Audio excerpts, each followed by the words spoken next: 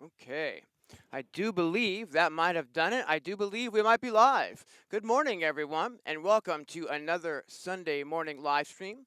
It's going to be a super casual stream today. We're going to be making some music from scratch using the Akai Force, using the Roland MC-707 groove box, using the Waldorf Blofeld, using the Audiothingies MicroMonsta, and also using the Novation KS Rack.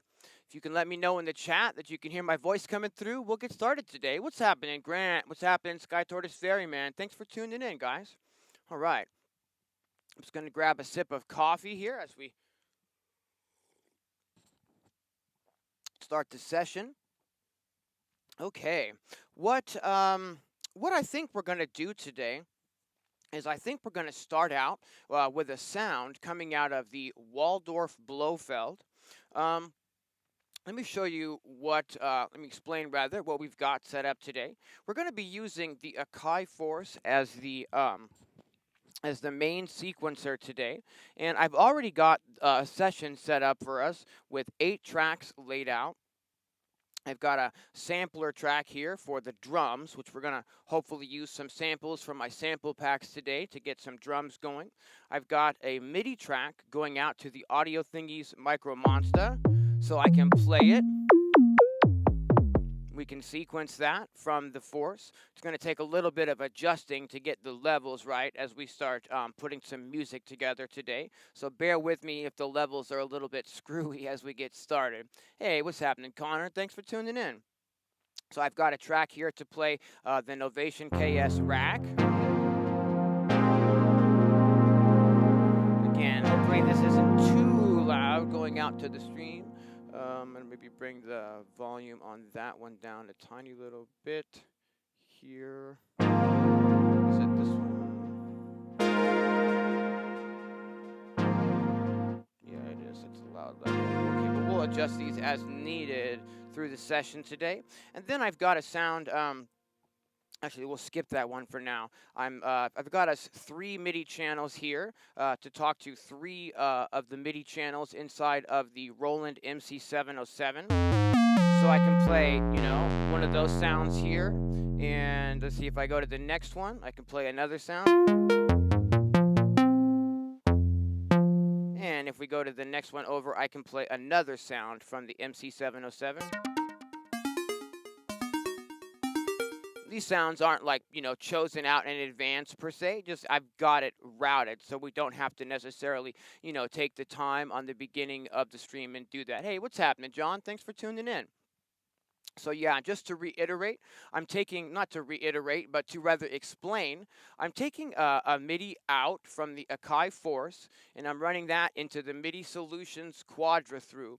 I'm taking a MIDI from the Quadra through and going to the MC707. I'm taking a MIDI from the Quadra through and going to the Blofeld, one to the KS Rack, and then one to the Audiothingies MicroMonsta. And that's how the Akai is connected to all the gear today. All the audio from these boxes is running into this cheap mixer that I got off of Amazon.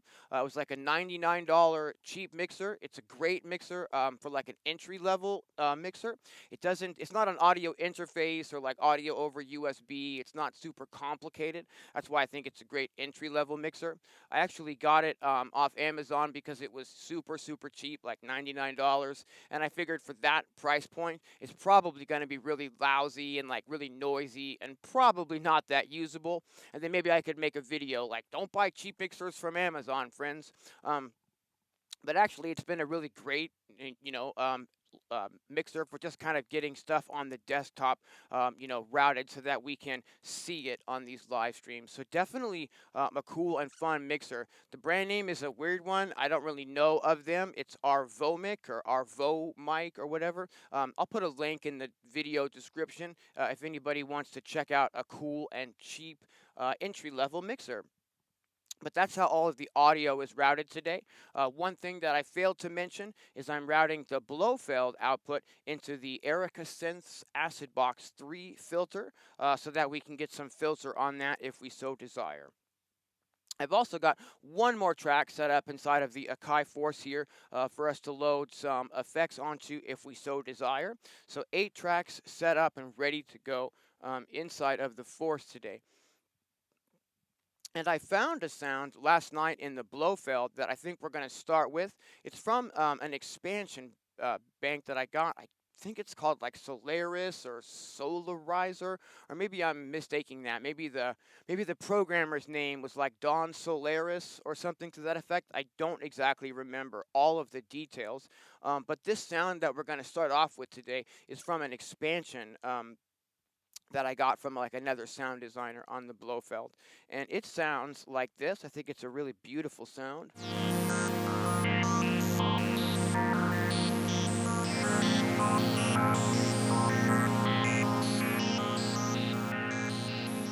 And it's got a really long tail and lots of modulation. And it really takes to the filter well also. So for instance,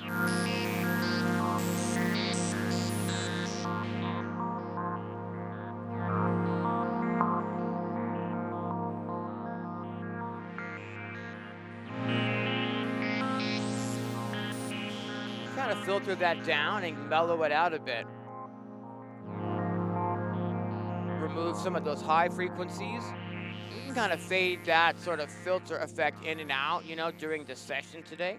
So I think we're going to be doing some sort of like, my intention is to start at 140 BPM today, and to start us off with like a really mellow chord pattern, and then we'll just start adding some drums to that, and maybe some bass and some other sounds from the other synthesizers. Also, I want this definitely to be a friendly session today. So if you guys have any questions or suggestions along the way, please feel free to drop those in the chat. I'll do my best to answer any questions that come up during the stream. Okay, so the very first thing we're going to need to do is go ahead and start getting a pattern together using the Blofeld. So if I go ahead and double tap here, we can start a clip. By default, the Force puts in an 8-bar clip. And what I want to do is, let me see if I can just, let's see here. Whoa, that's loud. Oh my gosh, that's really, really loud. Sorry about that. I'm just trying to turn the metronome inside of the Akai Force on. My God, that's a loud metronome. Okay, fantastic. Hey, what's happening? Original Synth. Oh, the Don Solaris pack. Okay, good deal. It's from an 808 state album title. I appreciate that. All right, Original Synth. All right, 3.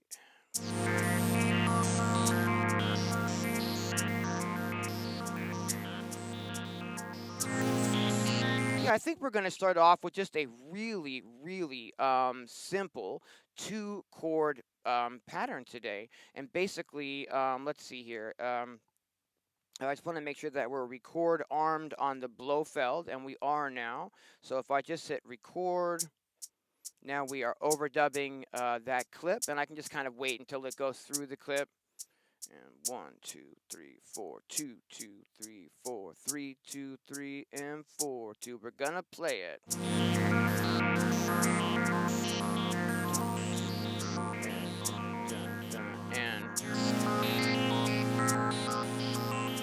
And that's all we need to do, I believe, to put, you know, just a quick 2-chord pattern in and get us started today. I can go ahead and turn off the metronome, that really loud metronome, and I can also maybe see if I'm sending too much. I'm going to turn the gain down on the mixer for the Force to get us started off with. Let me just check in with the chat real fast. Hey, Original Synth got a broken Blofeld for 150 and soldered the Hey, all right, good job. That's fantastic. You know, to be honest with you, I really think that the Blofeld is a fantastic synthesizer. I think I paid maybe just a little bit less than 400 US for this one, and every time I get it out, I find a place for it in the mix. Like, I never get it out and like try to get it in a mix or a jam and go, oh, I just can't find any good sounds in here. Like, I'm not programming my own sounds inside of the Blofeld. I'm just using their factory presets and also the presets from this Don Solaris pack. really, and it just always seems to find like a home in the mix. I really like the way that the Blofeld sounds. I feel like it's got its own kind of thing going on. Like it has its own like I don't want to say style, but for lack of a better word, its own style. You know what I mean? Um, okay, fantastic. So, well, that's weird.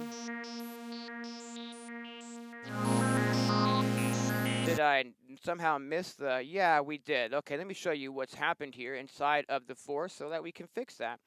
What's happened is it's put these first couple of notes that I played outside the clip for some reason. So if I just go in here and grab those notes, I can be on the nudge command and then just nudge these right back to the beginning here. I also see that I held the first set, the first chord, rather, for a little bit longer than that second one. And it might be nice if we had these the same length as each other. So maybe what we'll do then is make this one 3/16 and then make this one 3/16 as well. Yeah, cool.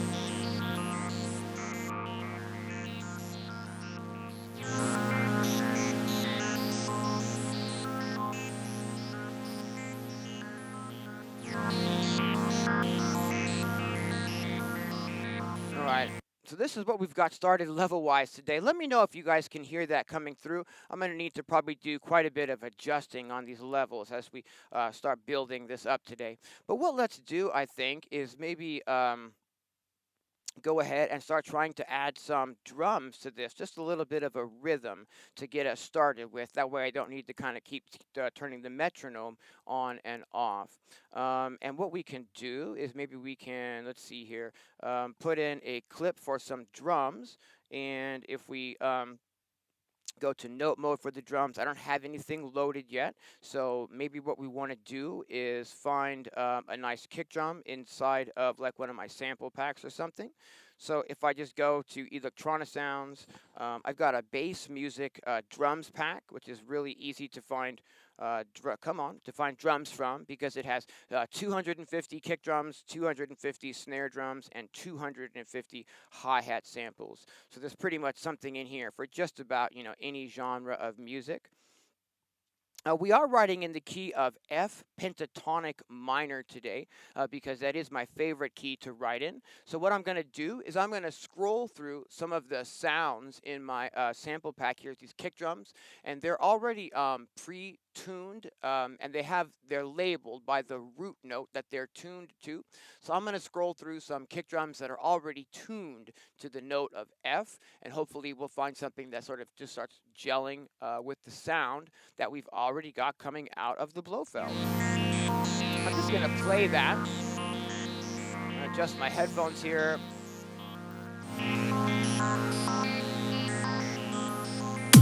Whoa, okay.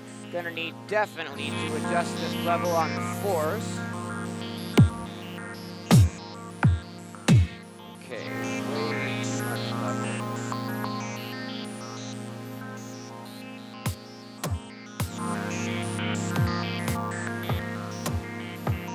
Ooh.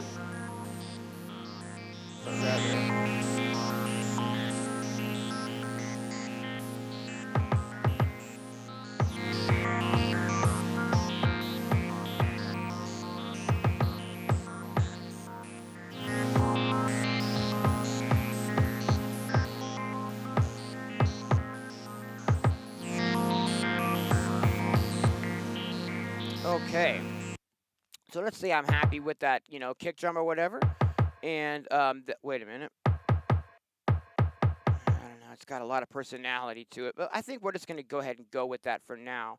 And what we'll do is maybe go ahead and try to find, at this point, a snare drum. So if I just load and we go back to the bass music drums sample pack. Now I've got 250 snare drums here. We can just start kind of messing around with those. But I find it's, potentially best to search for the sounds while the groove is playing. So I'm going to go ahead and get our groove playing again.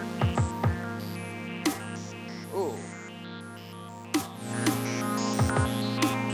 I kind of like that one, actually.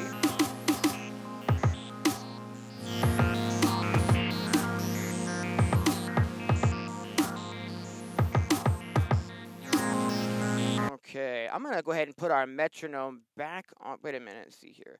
It's going to be really loud, though, if I do that right. Is that, how's that? Wait a minute. Whoops. This one here.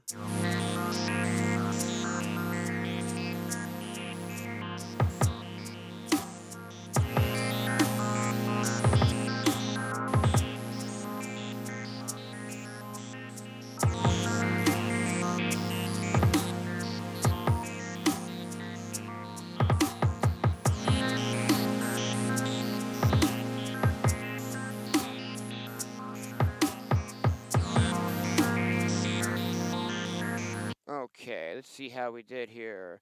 I'm just trying to get a little bit of a basic rhythm started. You go ahead and turn the metronome off for now.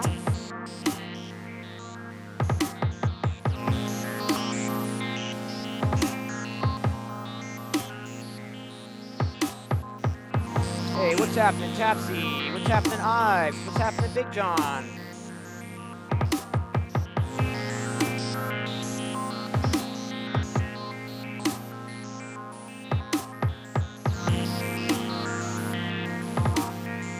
Okay, let's see here. Do I have these? Yeah, it feels like I have a few of these actually not 100% on the grid there, and I'm not exactly sure why, because I would have assumed that our timing, let's see here, not our quantization, rather, shift and quantize. Yeah, there we go. But rather, it didn't quantize the snare. So let me grab those and go shift and quantize and put those on the grid. Yeah, fantastic. To be honest with you, I'm not exactly sure why it didn't just automatically quantize that stuff, because I feel like it normally does. But, you know, you never know. As soon as I get on these live streams, things start, you know, acting a little bit odd, you know?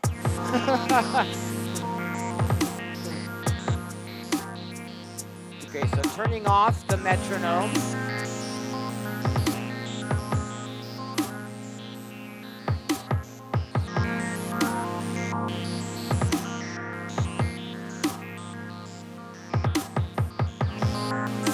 Yeah, that's starting to sound like a little bit of a cool groove that we can start working with. What I'm going to do now is just play the groove and start searching for some hi-hat samples that we can load into the project. Okay, cool. Let's see here.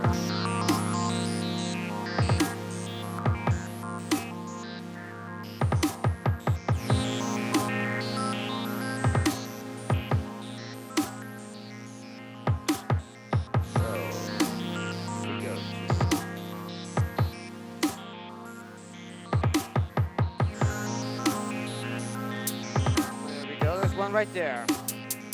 Cool, maybe another one, so we've got a couple different ones.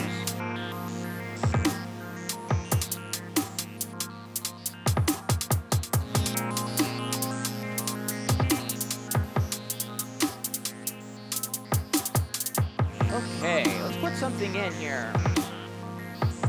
I'm just gonna go ahead and hit record.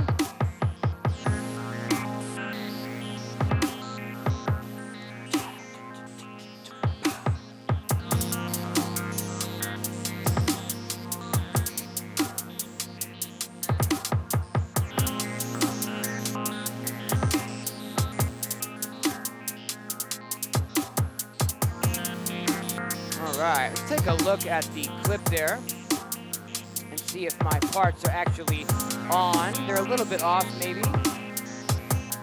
Just gonna do some quantizing here. Alright, I think what we're gonna do as well is go ahead and put a little bit of EQ on these hi-hats as we're getting started here. I pretty much like to put EQ on just about, you know, every single individual sound as we're creating, that way we can, you know, get everything where we want it to be. What I'm going to do is just trim off any low frequency content that may be hanging out inside of this hi-hat. Not really likely to be there. And I'm also going to take a little bit of the high frequency content off of this hi-hat. All right. Now we're going to do the same thing, maybe not the same thing with the second hi-hat, but we're certainly going to add an EQ.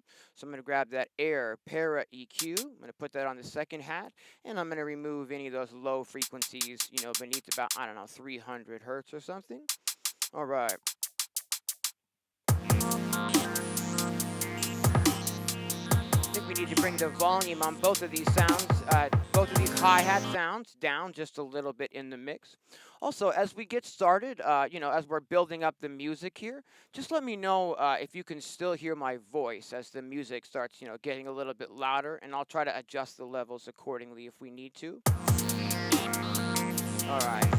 But what I want to do is I want to bring the volume on these hi-hats down. Actually, before we go any further, I've updated this week, not actually by choice, but I've updated to the most recent version of the Force, finally. This is like 3.1 or 3.2 or something. It's the new version that features disk streaming. Now, I had not updated right off the jump, right when it first came out, because I saw that a few people in the Akai Force Facebook group were having a little bit of anomalies with the way that these samples were being read and streamed and written to the disk, the hard drive.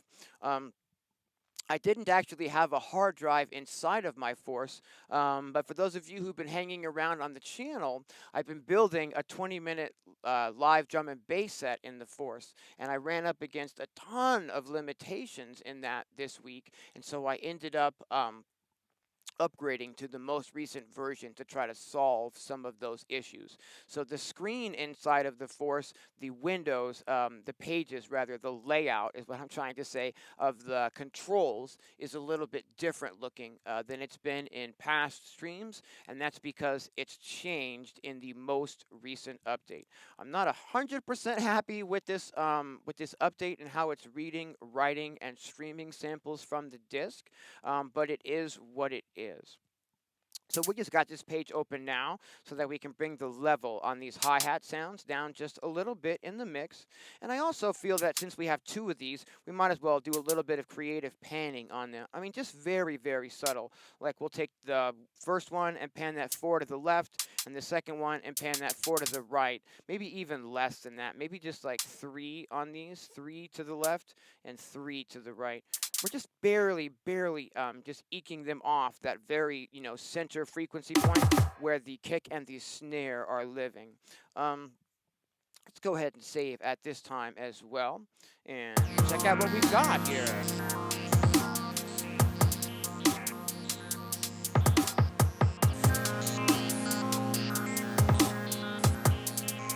Yeah, Tapsy is right. Since I started streaming on Sundays, I haven't missed one day, I don't think. It's been every Sunday I've managed to come up with something that we can do in real time. All right. I feel like I want to probably leave that frequency for the bass then.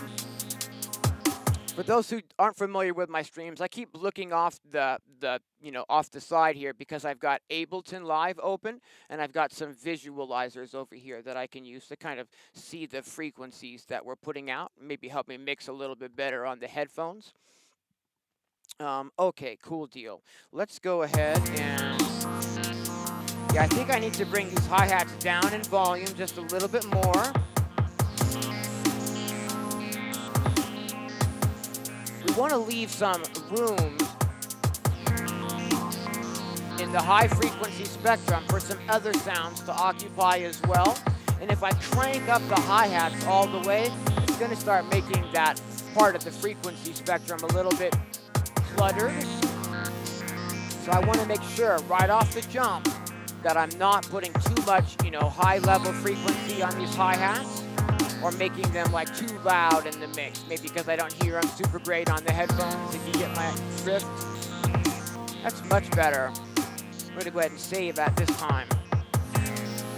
I'm a chronic oversaver, and I encourage you all to be chronic oversavers as well. Like, for instance, if the power fluctuates or something like that, and you've been working on a mix for a couple of hours and that snaps your power, that's probably going to be pretty frustrating. So I'm a definite chronic oversaver to try to avoid little anomalies and situations like that.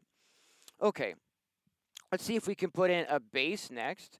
And so, let's see here. I believe I've got a bass on the... Yes, I do. Boy, that's loud. It's hard to adjust these levels in real time on these streams sometimes when I don't have it kind of like already going and set up before the stream, if you get my drift. Like when we start from scratch on these. Alright, hopefully that's not too loud. Let's find out. That's really loud.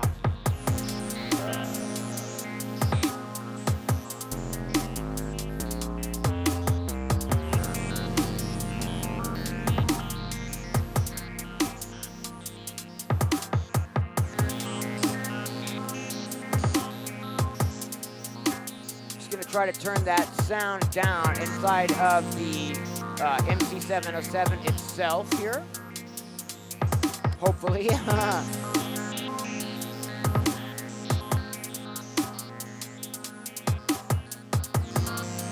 There it is. Whoops. Now I've lost it. Okay. There it is.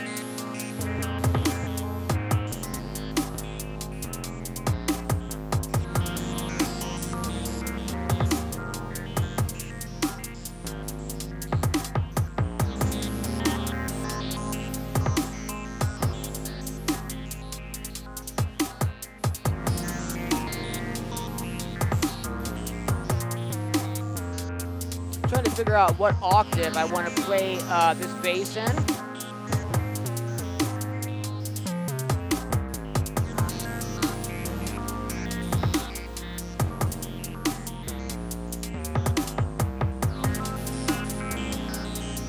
I'm kind of liking the way that that is sounding. So what we're going to do is we're just going to go ahead and make a clip on the bass track so that I can record this in. I think I'm going to play it in this lower octave. That might be too low, like I never really know when I'm on the headphones if I'm pushing too much bass or not. Yeah, down in the lower octave for sure. Okay, so I'm gonna go ahead and make sure that we're record armed on this track, and we are. So we're just gonna go ahead and hit record, and I'm gonna hope to get lucky here.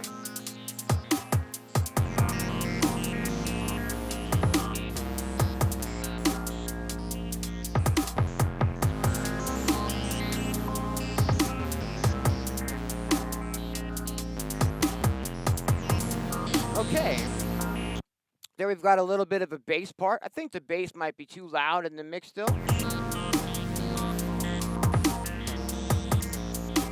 I also think I might want to try to bring the filter cutoff on that down a little bit if we can. Yeah, we can.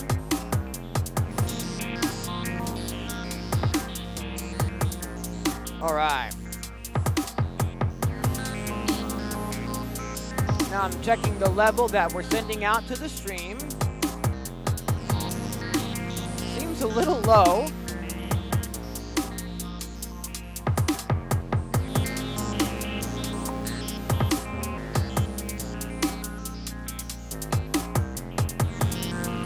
It's hard to tell. Let me know if you guys can hear that okay, or if we're maybe getting too loud.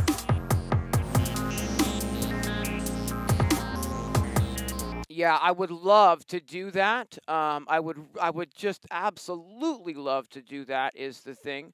Where'd that comment go? From original Synth, just stick a limiter on the master out of the force. That's typically how I work, except that we're not routing everything into the force. This mixer is not connected to the force. This mixer is just a standalone mixer. So all of these things are just running into this mixer here. And what we would need to make that happen would be like a separate end-of-chain hardware limiter. I would love to have something like that, like a dedicated device. And I've done a lot of research on these kind of devices. Waves has an L2 Ultra Maximizer limiter plugin that I like to use on the desktop a lot. It's like I can't work without it per se. And they have that in a hardware box, but it's been discontinued some years ago. So to get involved in that particular box is, pretty pricey, and also, buying into kind of vintage stuff now. I'm actually surprised that we don't have a lot of options for something like that, being as how, much emphasis is being put on dawless jamming, and this is all this hardware renaissance right now. I would assume that like Roland, Novation, all these companies should be putting out exactly that, an end of chain mastering limiting type of box, but they're just not. So if we were running like a different kind of multi-channel USB mixer, and we were running everything into the force that way, then we could definitely just put a limiter on the output, and then everything, would be limited that way. That's definitely something to be said, actually, for running it that way, because I do have a multi-track USB mixer right here under the desk. This is the Soundcraft MTK22 signature, blah, blah, blah. And it's supposed to, not supposed to, what it does is it allows you to divide up the tracks over USB to like your computer or even to the iPad. It's compatible with the iPad. But in my personal experience with the mixer, it's very noisy, and I wasn't able to get a decent recording level into my computer with it using audio over USB. It was just low level and very noisy. So yeah, at the end of the day, it's kind of been a pretty big disappointment purchase for me. The Soundcraft MTK22 signature multi-track blah blah blah mixer, and I'm just using it as a regular, just no USB, just audios. And the reason we've got this one up is just so that I can show you guys how everything is routed. Like can't really be under here showing you guys how we're mixing and routing everything. So this is just a visual aid for these live streams per se. But yeah, everything's just running into that, so I can't really run a limiter, and that is a definite solution. I mean, a definite problem that I would love to have a solution to.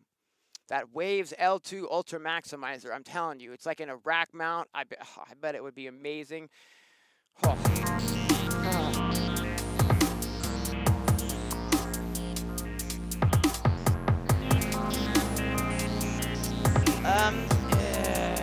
Yes, see, I'm definitely going to pause and answer that, because we got that guy Smitty says, doesn't the electron analog heat have a built-in limiter? And a lot of people are going to tell you yes, and that it's a great end-of-chain box. I don't really see it that way. It doesn't necessarily have a built-in limiter. It has a built-in compressor that you can sort of like put into a limiter mode or something, but ultimately it's not necessarily meant to be a limiter. It's meant to be like a distortion and a saturator.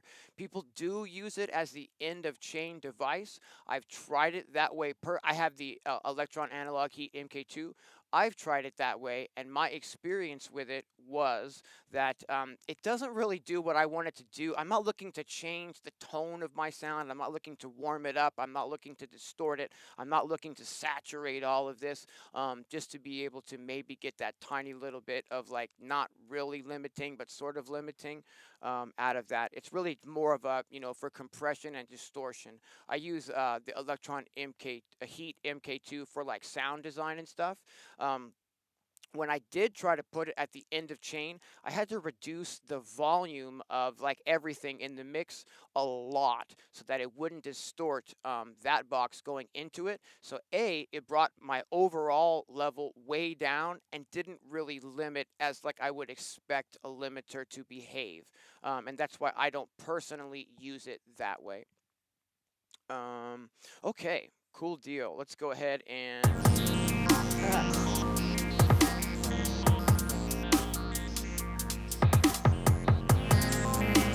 Again, I can tuck these sort of pad chords back in the mix.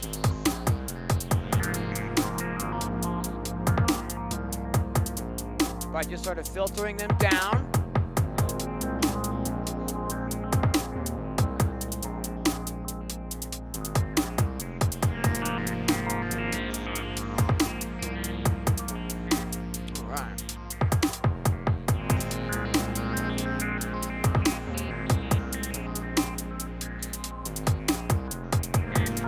Original Synth has made a great point here. Original Synth says that the really nice compressor and leveling amps are well known for their price and transparency. Stereo 2. I've actually had experience with the really nice compressor. My friend Travarsi brought that over when we did a Eurorack jam day together, and I experimented with that on her rig, and it is. They don't lie. It is a really nice compressor, but it's just that. It's a compressor. It's not a limiter. And what I really need is a dedicated, a box that does exactly that. Not a box that, like, you can turn a compressor into a limiter. I just need a box that's meant to be a limiter. I'm not trying to get everything louder. I can get everything as loud as I need it. What I need is I need to limit that level and keep everything underneath the 0 dB. I do have an MPC Live, and that's something that I've tried as well, because we do have, limiter plugins inside of the Force and inside of the Live. So I can run, like, for instance, the output of my mixer into the input of the MPC Live, and then I can set the limiter on the MPC Live. But I just found that when I tried that, it just didn't really sound all that great. It certainly wasn't transparent, and it kind of like botched like my sound per se. So I'm still on the lookout for, again, because that's not really a dedicated thing for that. I know that some dude named Stimming just put out like his version of what I'm talking about, really. So like, if you know about that, don't say, well, there isn't any, but that's like $3,000 or something. And I've heard it in the demos, and to be honest, I don't think it sounded very good at all. And like for $3,000, I want that guy to turn it on and have it sound freaking magic. You know what I'm saying? $3,000. You can buy a whole new setup for $3,000. Anyway, okay, enough talk about limiters, and let's see if we can't get back to actually creating something here. Cool. Maybe. So we've got the bass coming out of the MC-707, the pad coming out of the Blofeld, and the drums coming out of the Force. Let's see here.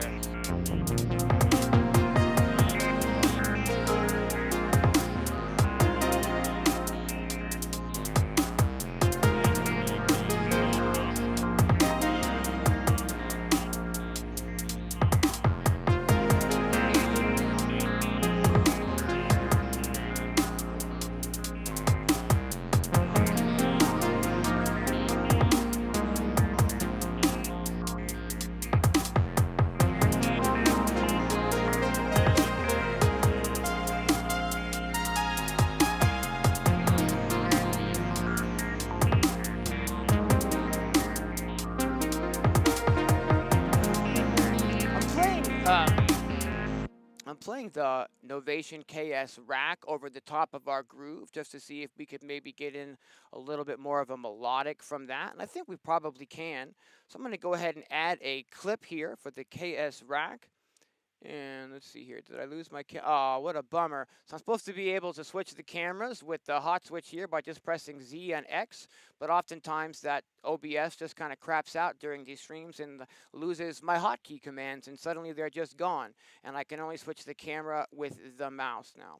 Okay, no worries. Let's go ahead and put in like a little bit of a string part. Not a string part, but like a synthy line part here, I mean, from the Novation KS Rack here. This is just my favorite preset in the Novation KS Rack, and it's just called Get Me to Heaven Pad.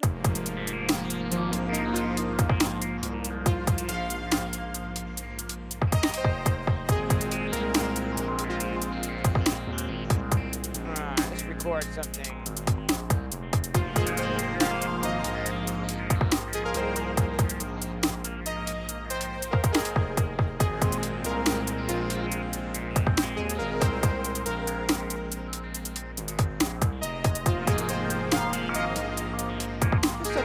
Mellow there from the KS Rack. Oh right, I can't switch cameras easily. And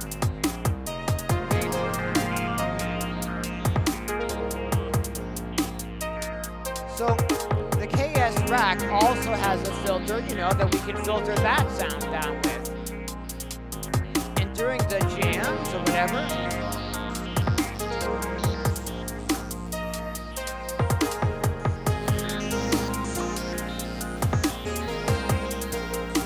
have some control over the timbre of those sounds now.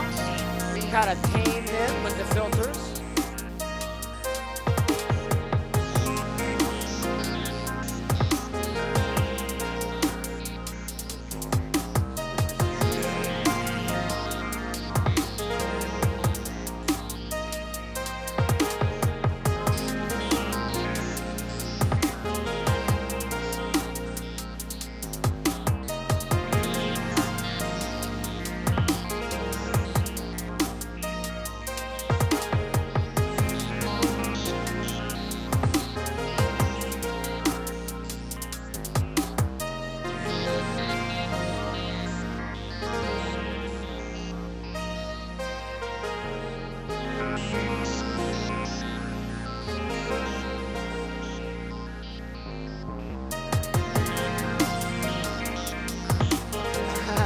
I'm sorry, I'm probably making these ridiculous faces. I have to show you guys this.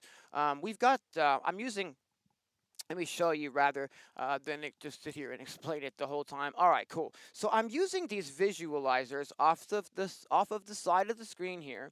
Sorry, it's probably really awful camera here. Sorry about that. Probably can barely see too. But I'm using these visualizers over here. This is a FabFilter Pro Q3. Unfortunately, when I talk, my voice comes through on these. So if you, see me staring off into space and like looking like I'm drooling sometimes, I'm just kind of looking over here at the frequency spectrums of what we're creating. And so if this is the Isotope Tonal Balance Control plugin. And the goal of this plugin is just to help you shape your frequencies so that you're not pushing too much lows, too much mids, or too much high frequency content. That you're sort of getting it in your frequency content in line of this little guide here. And this is just their guide for what they're considering to be, bass heavy modern music. So if you can get your frequency spectrum, pretty much in the middle of that curve, you're, off to a pretty good start.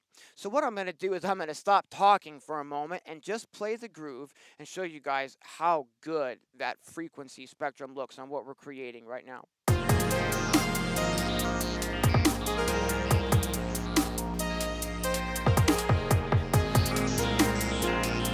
It's really this that I'm focusing on over here.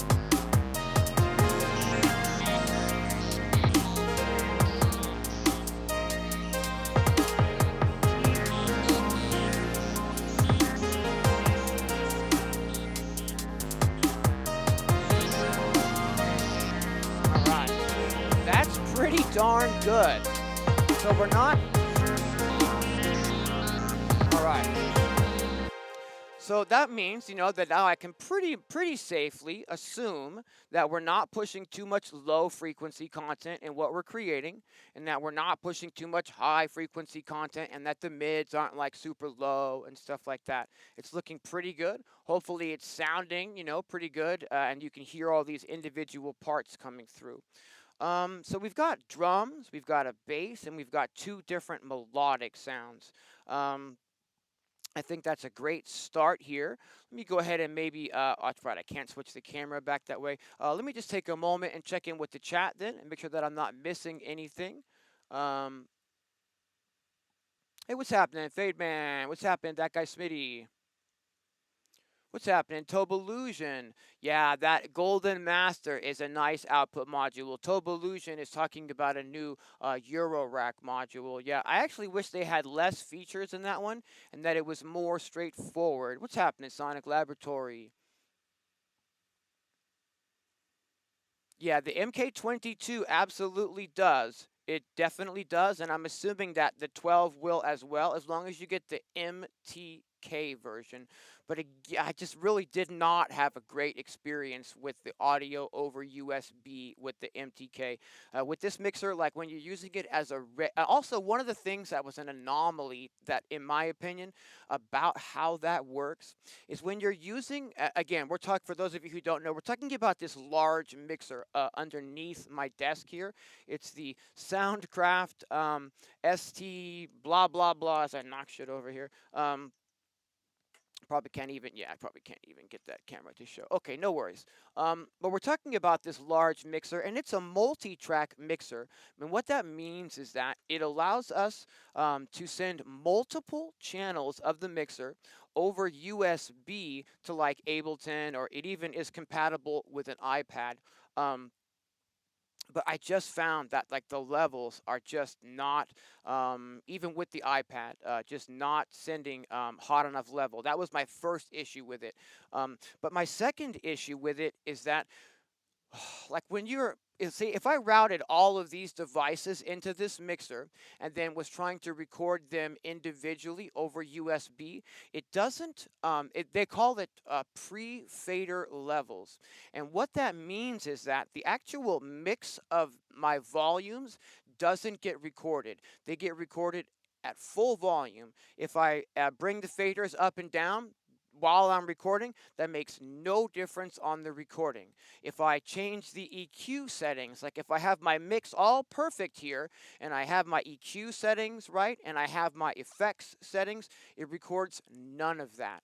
It doesn't record the EQ settings that that you've got routed, and it doesn't record the effects either. It just records the clean pre-fader audio, so you don't even get the mix that you're working with, and you don't get the effects in your mix either, and you don't get the EQ either.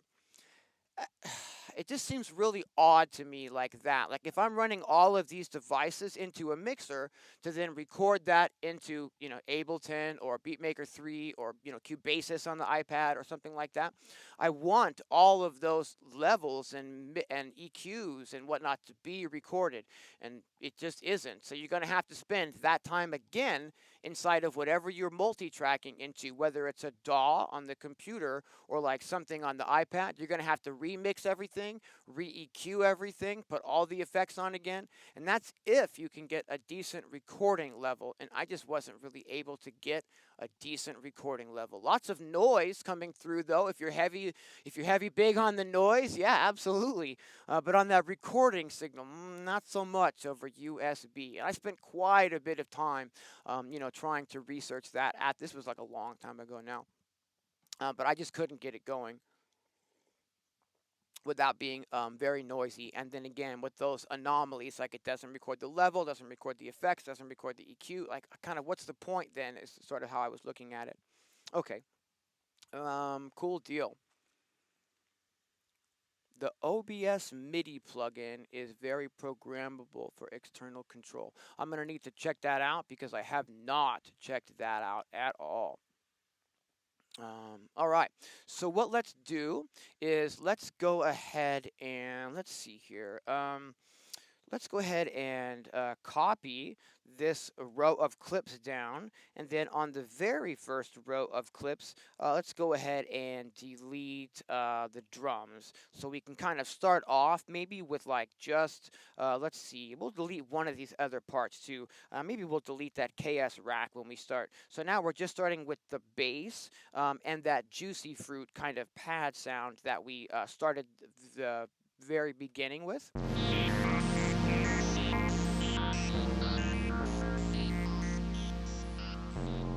Yeah, the bass doesn't really go when we solo so well.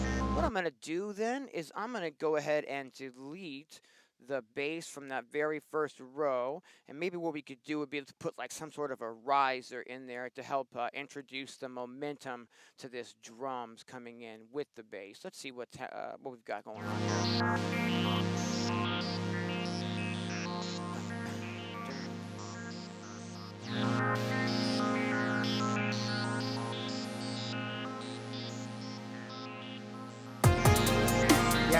What I'm finding here is I'm feeling like it's not giving the listener like the appropriate rhythm when we are mixing it with the bass. And maybe what I want to do then to establish our rhythm in the very beginning for the listener to like establish that tempo really clearly is maybe we just want to put in like a hi-hat part or something to that effect. Maybe what we could do, let's see here, I'm just trying to decide if I want to just punch this in real fast while I'm already on this screen. because that'd just be super easy, you know, 1, 2, 3, 4 kind of a count. Then I can grab, this is just the hi-hat, I can grab this and go duplicate, and then I can just sort of nudge these over where they go, and go duplicate, and nudge these where they go, and go duplicate. I'm just putting in an eighth, rather, I guess this is quarter note hi-hats at this time, just to sort of establish, hopefully, the rhythm as the beginner, as the listener hears the beginning of the track, rather, is what I'm trying to say there. Yeah.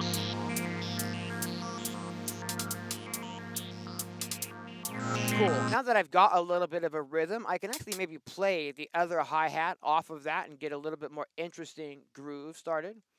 So let's go ahead and hit record and then launch these clips.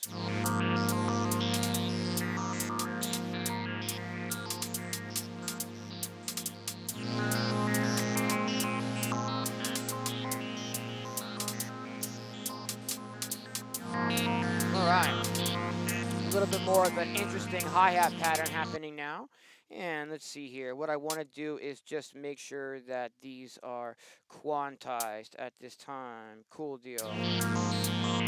And we'll go ahead and save now that I've put those hi-hats in. Now, I've got some risers sort of like saved on the hard drive here. Might be a neat thing at this time to get a little bit of a riser, like a kind of sound, you know, to sort of like let the listener know that things are moving and we're about to come into, you know, some rhythm and stuff. So I'm going to put that on the effects samples track that I've already got set up here in the Force. Maybe we'll just pick a pad arbitrarily and hit load here and see if I can find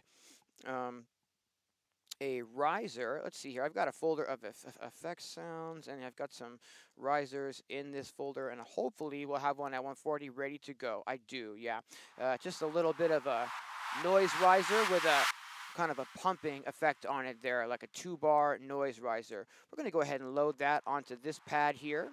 And what I want to do is I don't want it to play the entire sample in its entirety every time I hit the pad. So I just want to go edit, and I want to let's see here. I want to go back to the global tab, and I want to change this from a one shot to a note on. And that means it only plays the note when I am holding that note down, and when I let go, it releases that sample immediately, right? I'm going to go ahead and just put an EQ on this while we're here. We're going to grab the Air Para EQ, and we're going to go into that second tab and just remove any possible low frequencies that may be hanging out in that sound. Probably not really going to be any there, but it's just something that I do. Let's go ahead and put this in at this time. If I just create a new clip and make sure we're in the first row of clips, we are. So I can go into this clip. By default, it puts an 8-bar clip. And this is a 2-bar riser. It's already synced to our tempo, you know, because I have that embedded in the sample name. So what we can do is, I put that note on the wrong spot. Let's just grab this and kind of nudge it around and transpose it up to the right spot. Now, since if I just tap the note, it's only gonna, not really hold it down. We need to tell it now how long to hold down, that we want it to hold down for a full 2 bars. So now when I play this very first row of clips, it's going to have that little bit of a riser momentum at the end of it, leading into our actual bass and drums starting.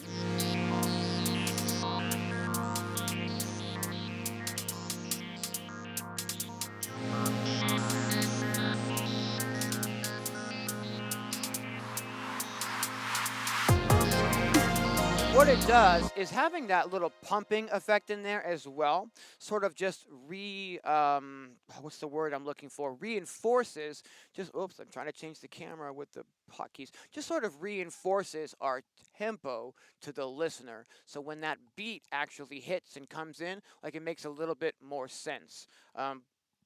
We could definitely do like a 16-bar intro, but I figure, it's just a live stream today. We're just going to do a quick intro and just get into the meat of what we're actually creating. Cool deal. All right, so let's see here. Right, so cool. When we get into the groove, it might be nice if we have a little bit of an impact sound as well, like on the downbeat. That's something that I often, pretty much always rather do. And since we're already in the effects folder, I can just grab something pretty simple. I've got like a noise impact sound that I like to use. We'll just load that here. I basically use this like in place of a crash symbol. It does the same type of thing. We can go ahead and edit and go over to the effects, and you guessed it, we're going to drop a parametric EQ on this for the same reason that we always do. We're going to make sure that we just get rid of any possible low frequencies that could be hanging out in that sound, maybe conflicting with our drums or whatnot, and we've done that there. Fantastic. We can just put this on the downbeat of our second set of clips here, and let's just do that. Make it a little bit longer so that I can really see that it's a crash. Oh, I see. I didn't put it on the right note, so let's fix that. We need to transpose this up to the correct note of the crash actually hitting there. Cool, and what we can do is probably bring this down in volume a little bit, and maybe pan this a little bit like to the right so that it's not fighting those other sounds that are directly sort of like in the center of the stereo field. Let's see here. We're going to bring the level down maybe like, I don't know, decibel and a half, and pan this maybe like 11 to the right, just to sort of give it its own space like in the stereo field. Okay, let's see how we've got this beginning going.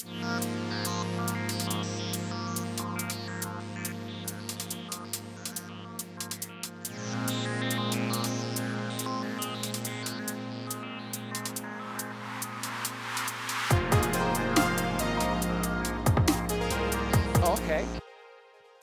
Sorry, the reason that I keep, starting and stopping like so often without, just letting it play out and like just listening to it or whatever, is how I work is as soon as I have an idea of what to do next, I'm like, okay, here we go, let's do it. There's no reason to listen beyond that point per se, because I already know like what we're gonna do. So I'm sorry if it gets like a little tedious with all the starting and stopping.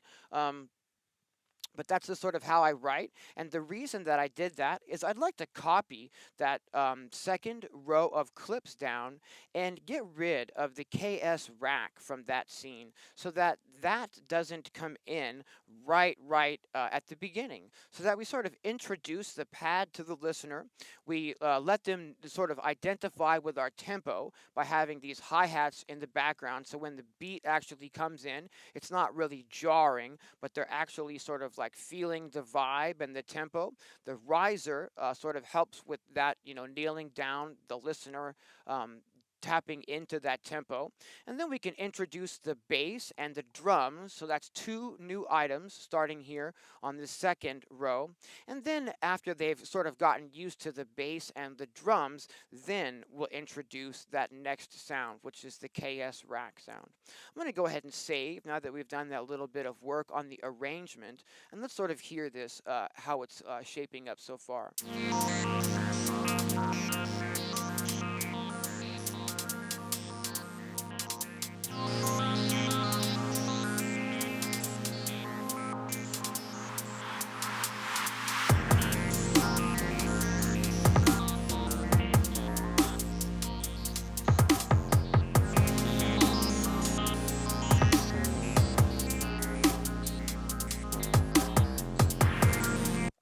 I'm already hearing that should play twice before our leads, not our lead, but before our next synth sound should come in.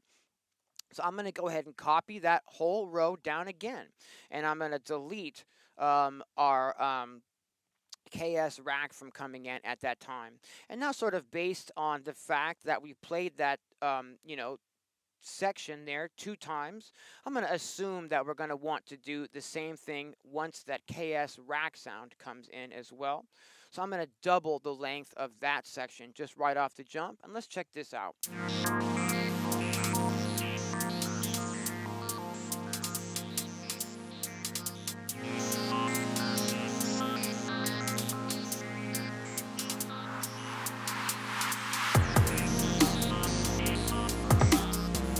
love that snare. It's got a lot of body to it, that snare. Almost lo-fi sounding.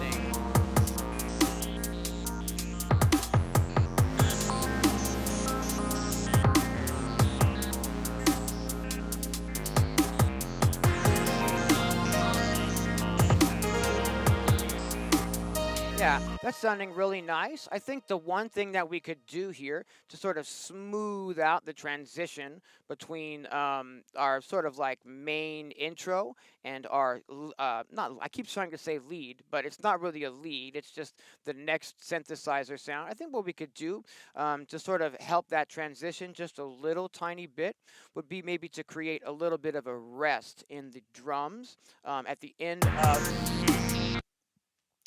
of these scenes right before that next sound comes in. I like to kind of label everything as we're going if possible. So because I'm going to make a change on this clip, it's no longer really going to be our main drums one, but this is going to be with we're going to call this with a rest. And it's all I'm going to do is just label it with a rest. And then we'll just go into the grid here, zoom right in on the end, and maybe just make like a half of a bar rest. I don't really want to make a dramatic like pause here because we're not doing a big change, but we're just doing a little tiny bit of adding new sounds in. And so if we give the listener like a few milliseconds of less sounds, for example, right before we make a change, that sort of can help that transition just a little bit. So all I've done is just remove the drums from like half of a measure before we change the scene here, and that sounds like this.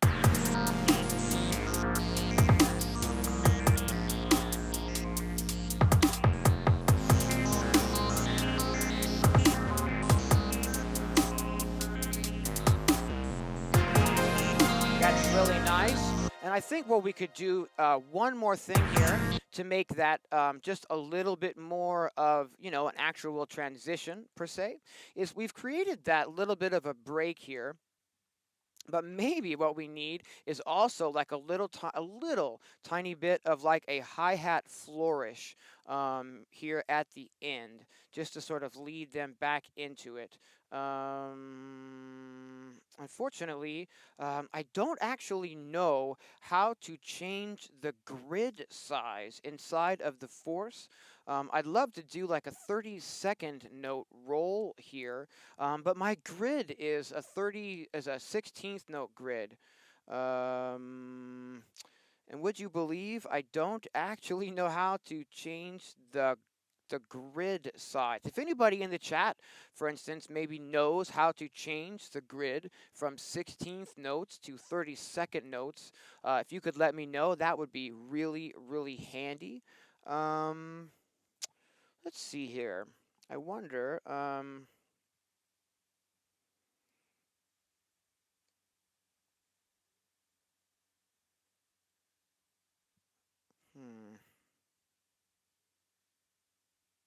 All right, well, we're just going to not worry about making 32-second notes for right this second, I think. But I still do want to do a little bit of a something.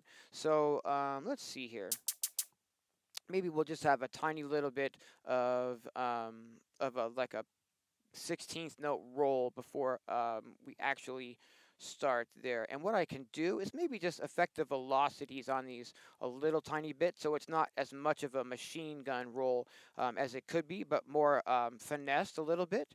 So I'm just going to bring the velocity. We start on like 85. I'm making the second one 100. I'll make this one here like 100 and I don't know, 13. And then we've got a little bit of variation in the velocities as the hi-hats play back for this little bit of a fill here right before our pattern changes. Let's check that out. I would love that to be 30-second notes is the thing. I really need to figure out that grid size change. Yeah, I like that roll. Cool. And then I want to put in a crash on the downbeat of that new part as well. So let's just get that put in. Let's see, I need to delete that there. And whoops. And then we just need to put in this one on the downbeat, right? Yep. Okay. And so we'll put that there. Nudge it over just a little bit. All right. And also, I've got some of these extra. I don't believe that we. Let's see. One. I believe this one here. Was that the? Okay, that's no worries there. But maybe I wanna. Maybe I want to get rid of that one so we don't have the crash every single time something happens. I've done quite a bit of adjusting there. Let me go ahead and save this session, and let's hear it from the beginning at this time.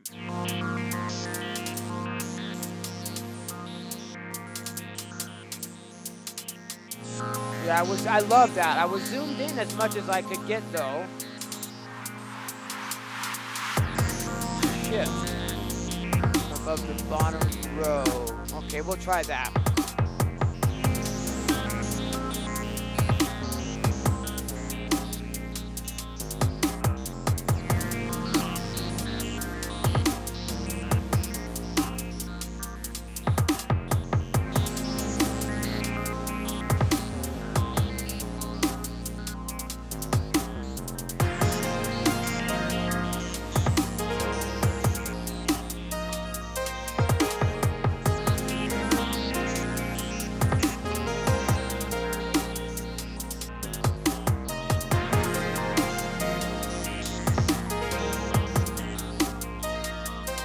Yeah, that's sounding pretty nice. All right, I'm liking the way that this is coming together.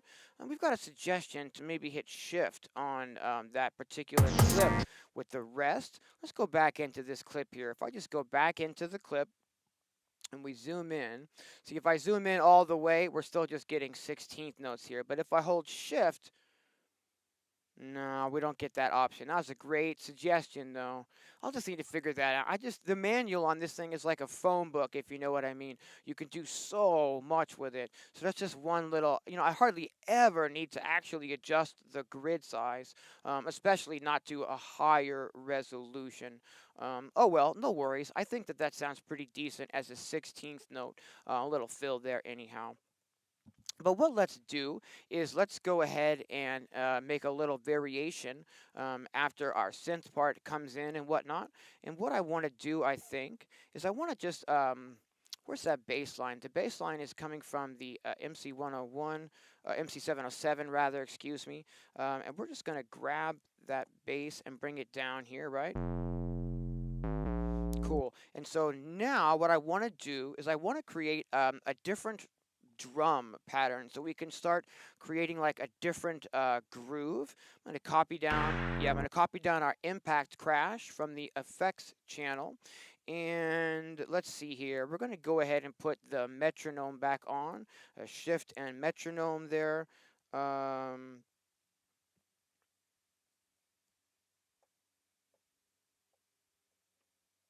really sure what that was about. Okay. Right, and so what I want to do, so we've got the metronome, we've got our bass line playing, and what I want to do is create, I'm going to make another clip here for the drums, and what we're going to do is just label that clip right off the jump, and we're going to call this variation 1 for now. All right, and I'm just going to play this and try to punch in some sort of a different beat that we can, start making some variations with. All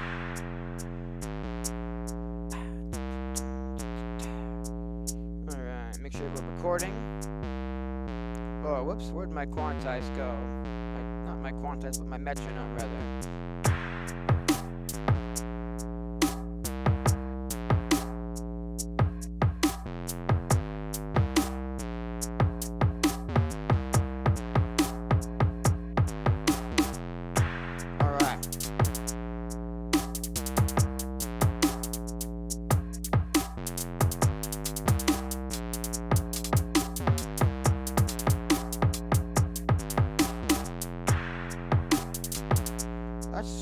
Why did it put that row of like very long notes in all of a sudden? That's like really odd. Huh.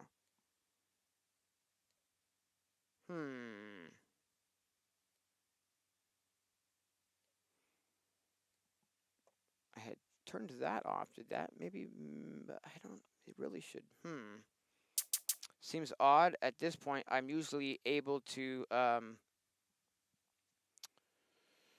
delete these notes is the thing. Maybe I need to be in grid. Yeah. Oh, okay. So hold the phone. If we were over here, and then it was giving me a different set of settings there for a minute.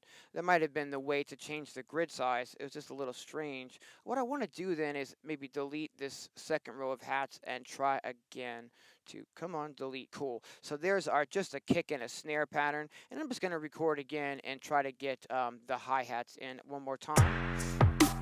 We still got our metronome going. If I just hit record and let it play through, I can try to punch something in again.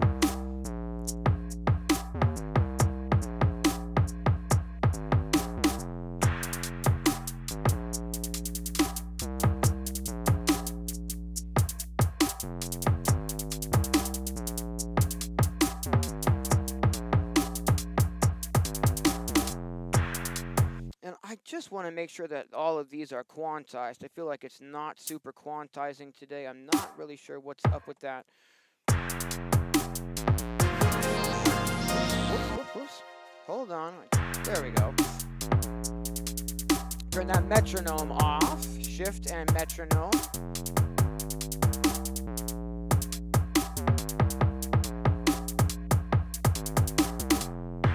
All right. We've got a cool little variation on the drums now. Whoops. So what I'd like to do, we're going to keep the bass line the same, I think, at this time. But maybe what we could do would be to come up with a variation on our main sort of chords part that is coming from the Blofeld, our Juicy Fruit preset.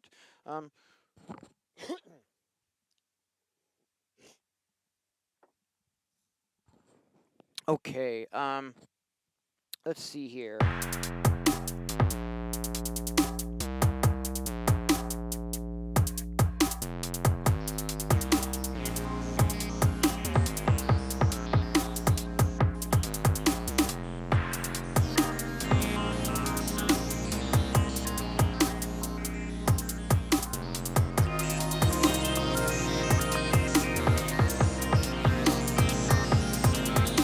Okay, I think I know what I want to do then. And, whoops.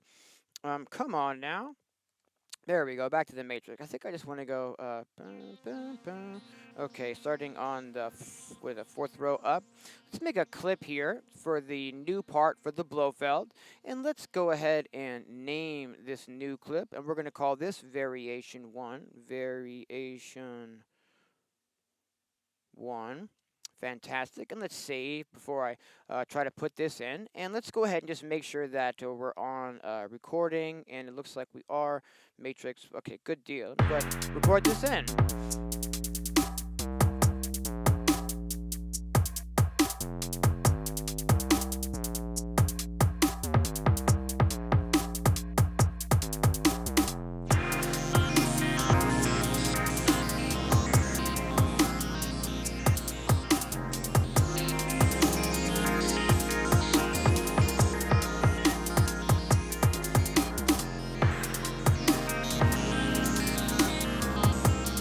Cool, just a little bit of a variation happening on our chords part here.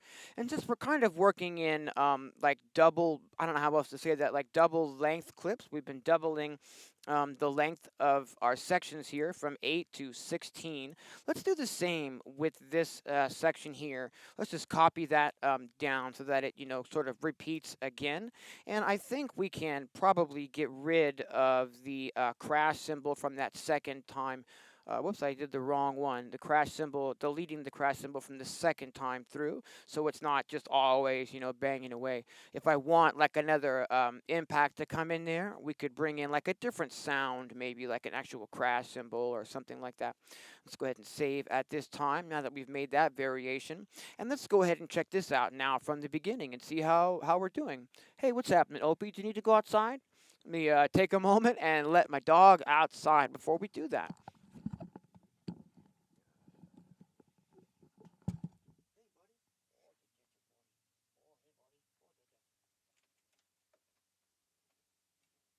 Can you help with Opie, please?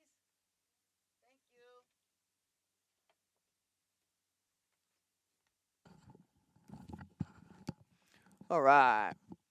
Let's go ahead and hear what we've got from the beginning.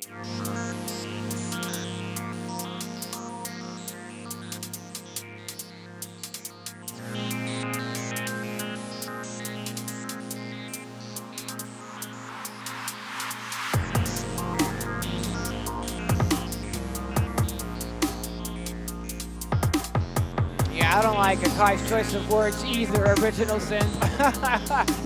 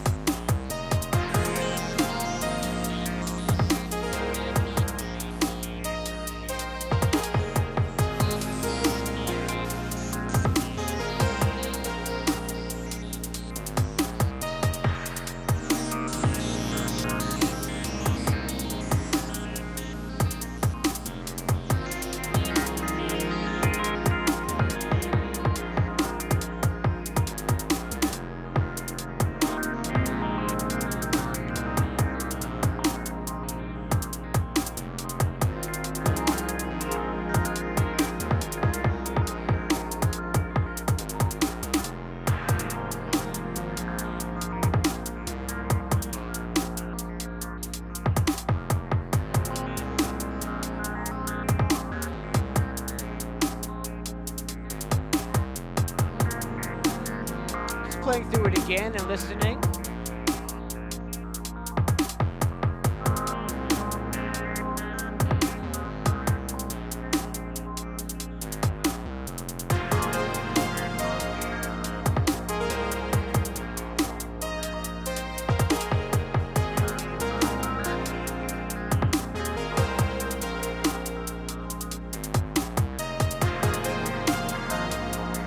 Just bringing the lows down on that synth line a little bit.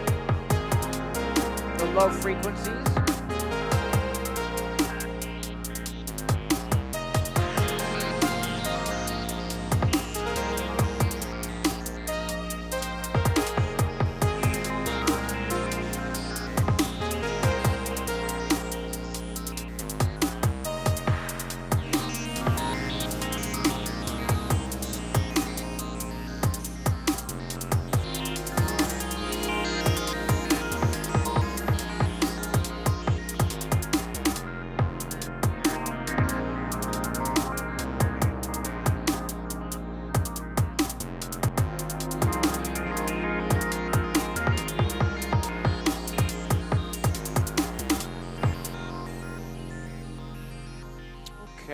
Okay. I'm just trying to think about the arrangement of this. It's really difficult for me to do like arrangement in real time on these live streams per se. But what I think maybe would be cool here is if we did a little bit of a breakdown where we drop the drums out and maybe create some sort of a different bass part. I just want to address what Original Synth is saying in the chat about the shift and holding down the time correct pad on the bottom row. Unfortunately, what happens is it doesn't bring up a screen to change that. It just either turns it on or off, basically. So I have it on, and then above that, we do have some like number settings. It goes from none to 8 bars to 4 bars to 2 bars to 1 bar, a quarter note, an eighth note, and a 16th note. So we still don't have like a 32 note option to pick from down here. And nothing actually like pops up for me to adjust it. It's either just kind of turning that time correct on or off per se. If I go into the shift and quantize, it just says quantize selected events, but it doesn't give me a grid size to work with. No worries, I can figure that out at some other time. So let's see here. it might be cool if we have a little bit of a break here with what we can do would be to like make a new clip for the drums to start us off, and we give that a name. Maybe we can call this like we can call this like breakdown down one or something, right? Okay. I just want to put the kick drum on the downbeat, no big deal. So let's just do that. We're just going to zoom in a little bit and put the kick drum right in on the downbeat here. Good deal. There it is. Okay. There we go. And let's see here. I'd like to put like a down filter when I do like kind of a break and stuff. So maybe we could get that happening at this time. On our effects samples sampler here. We've got, plenty of room, and if I just go to edit, we can just load like Junebug's go to down filter. There we go, cool. And we can put maybe like a parametric EQ on this. There we go. And we can remove any low frequency content that may be hiding out. Potentially not there, but you never know what you can hear, and like especially on headphones and whatnot. You don't want like frequencies that you can't hear, like sub frequencies, like maybe accidentally building up in your sounds per se. Probably got that a little bit too loud in the mix, so we'll turn it down a little bit. And also, we're going to pan that like, I don't know, 11 to the right, like we did with our other sort of impact crash sound. Let's see here. If I just go to clip, it's going to create a new clip, and we can put that down filter in on the very downbeat of this new variation pattern that I'm trying to create now. Fantastic. Now we've got the kick drum and this impact sound, which I believe might be too loud still. It's hard to tell on headphones. But we're going to go down here, and what I'm going to try to do is create, like a new bass line or something. So maybe what we want to do then actually is to create the bass line, maybe it'd be nice to have some drums to play too. So maybe if I just copy that breakdown, so that we can save it, but then copy our drums back into this part. That'll give you something to actually play the bass line to, and then I can go back and delete the rhythm from this actual break in a moment if we want to. So I can bring up the bass track here by selecting the MC-707. And let's see here. If I just launch the clip, which is now just shift and hold down, hold the pad, not just press it. Well, let's give that a go. Shift and hold. Hey, what is up with that? That's what I am talking about. Look at that. We've got time division here of a bar, a quarter note, an eighth note, a 16th. Boy, I'll tell you what, that's like that iPad kind of stuff. The difference between press and long press, or press and hold, if you get my drift. Like, press and hold, huh? Okay, fair enough. I'm curious now, though, if this actually does, what I would expect it to do. Meaning, if we go back into that clip that was with the rest, back into this one here, yeah. And if I go back into this clip, this is where we put that little roll of 16th notes at the end, but I was originally thinking maybe a 32nd note roll might be interesting here. So let's check this out, you guys. Let's go shift, and let's hold time correct down, and let's put this to 1/32, and let's just, we don't really want to like change. We're not trying to quantize, rather, all of our tracks to that. We just want to set the grid to that. And sure enough, now I've got 32nd notes on the grid. Original synth with the hookup. Hey, thanks very much. I really appreciate that. That is awesome. So now let's go ahead and make this a 16th note roll. A 32nd note roll instead of a 16th note roll. I'm going to highlight all four of those and just change the end time so that they're now 32nd notes. We're going to go ahead and highlight that first one. We're going to duplicate it. We're going to highlight that second one. We're going to duplicate it, and so forth until I've got all of these 30-second notes now. And we still got some velocity variation happening here. I'm going to go ahead and play the clip, and let's hear that little 30-second note, rather, hi-hat roll into the next clip, set of, clips. All right.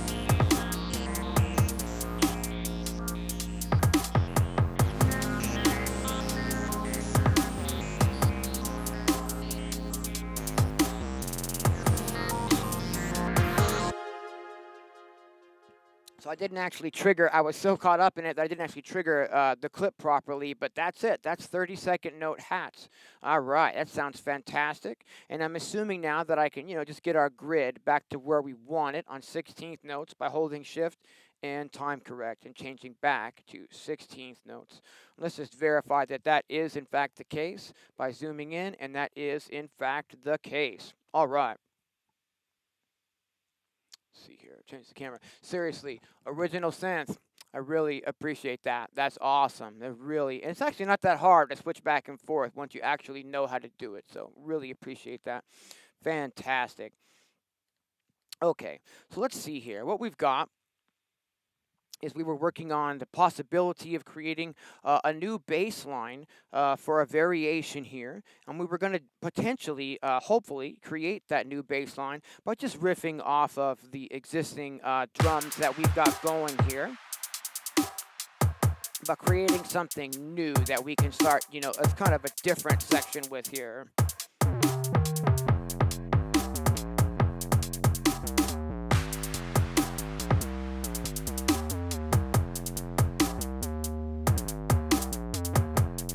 I have a tendency to kind of overcomplicate my bass lines if you guys haven't noticed that already.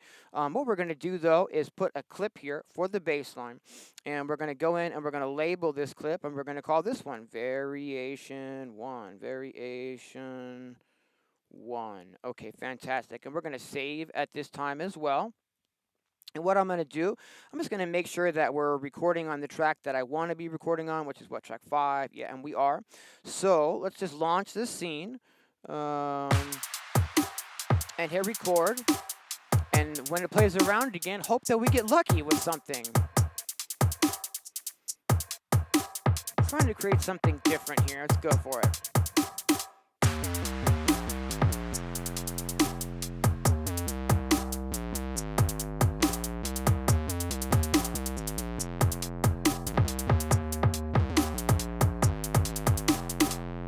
All right, there's definitely a different bass line.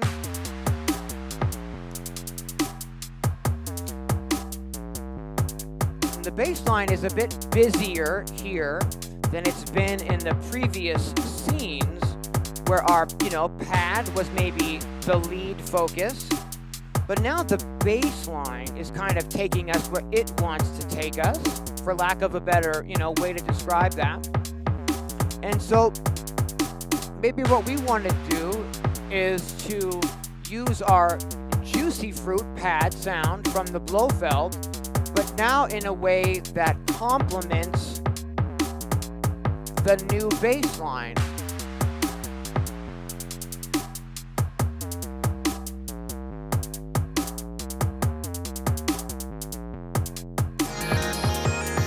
Wow, that's loud. Jesus.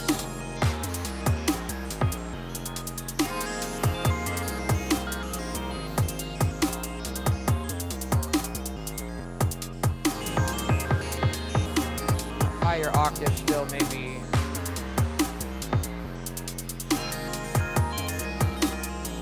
Maybe even higher.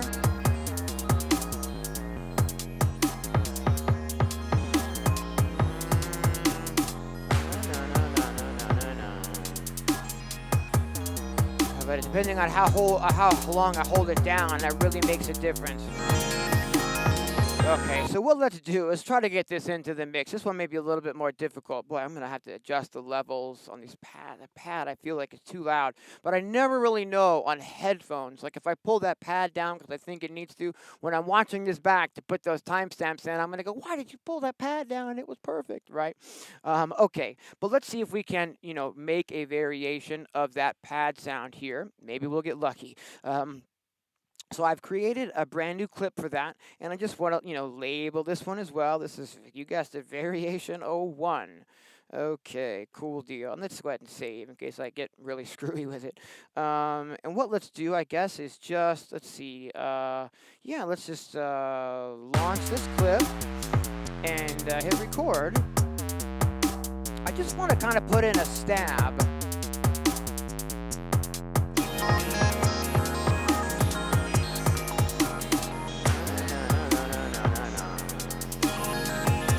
Okay, so what I want to do then is I want to go into that clip and I want to make sure that that we can like have it holding for an appropriate amount of time so that it sounds good. Actually, it's not on the grid either. So let me go ahead and fix that now. Grab these and just sort of nudge them onto the grid. I think that's where they go. And let's hear that. I might want to make them shorter so it doesn't hold as, long and get as loud.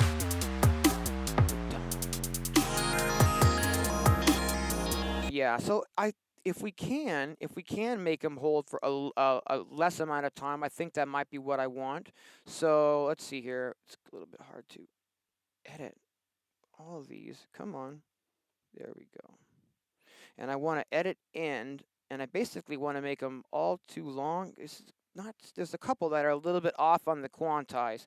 I'm going to go shift and quantize. No, it still didn't get it. I really want those to be even is the thing. See how they're just a little bit uneven, the ending of those notes there? What if we, see if I try to make them all one to match, it doesn't really do it, so I'd have to do it individually if I really want to do it. And I kind of do is the thing. So let's do that. Let's get really specific about it and make these exactly all the same length. And let's make sure that they're all exactly 2/16 notes in length. Like right stuck to the grid here. All exactly the same. It's just like a tiny little bit of, difference on a few of these, and I just really want them to be all exactly the same. Cool deal. Now they're all exactly the same length, so I can edit these. We can grab them all and just bring that end in a tiny little bit more. Now they're 1/16 note in length there, and what I want to do is I want to duplicate these and bring them over here.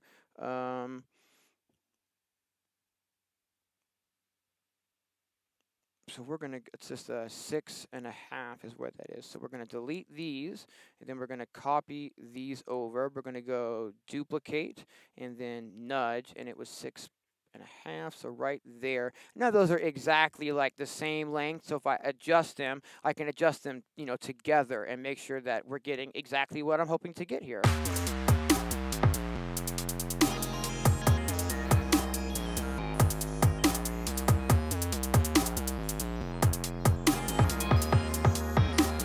Yeah, that's more what I'm talking about. All right.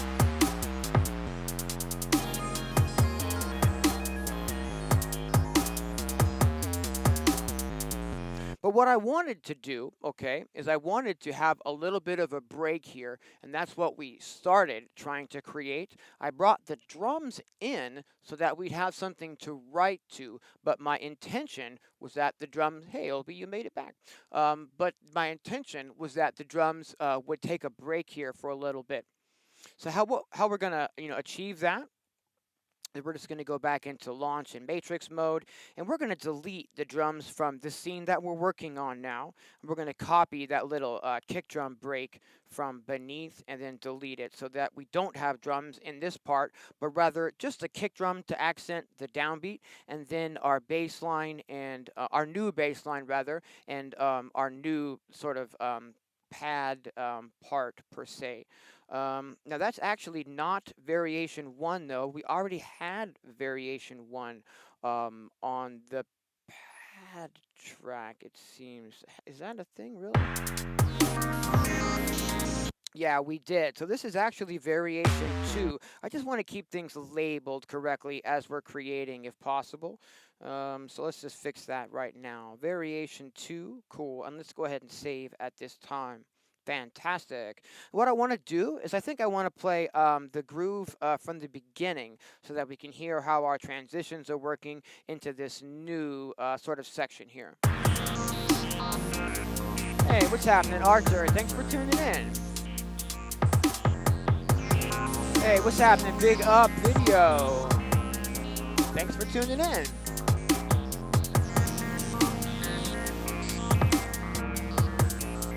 Just creating something really smooth and chilled today. Or at least trying to. But you know I love those big drums.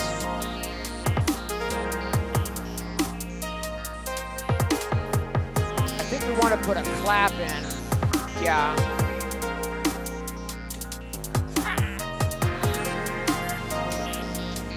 Like every other snare could be a clap accent. Right? Kind of thing.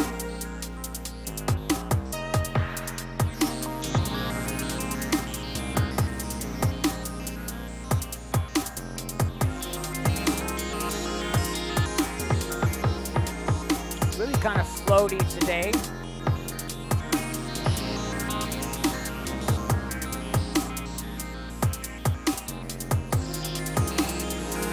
So here comes our change up.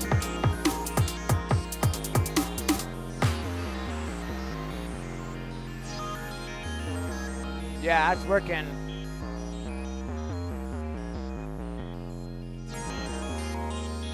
All right, so what let's do then, I think the flow is starting to come together. I mean, obviously, you know, a lot of this, you know, writing process involves a lot of finesse after you've got, you know, the original sort of ideas put down. But I think we're getting a pretty decent idea, you know, put down here. So let's bring in the drums after this break here. I'm going to go ahead and just grab our main drums 1. We're going to copy that back down to the bottom.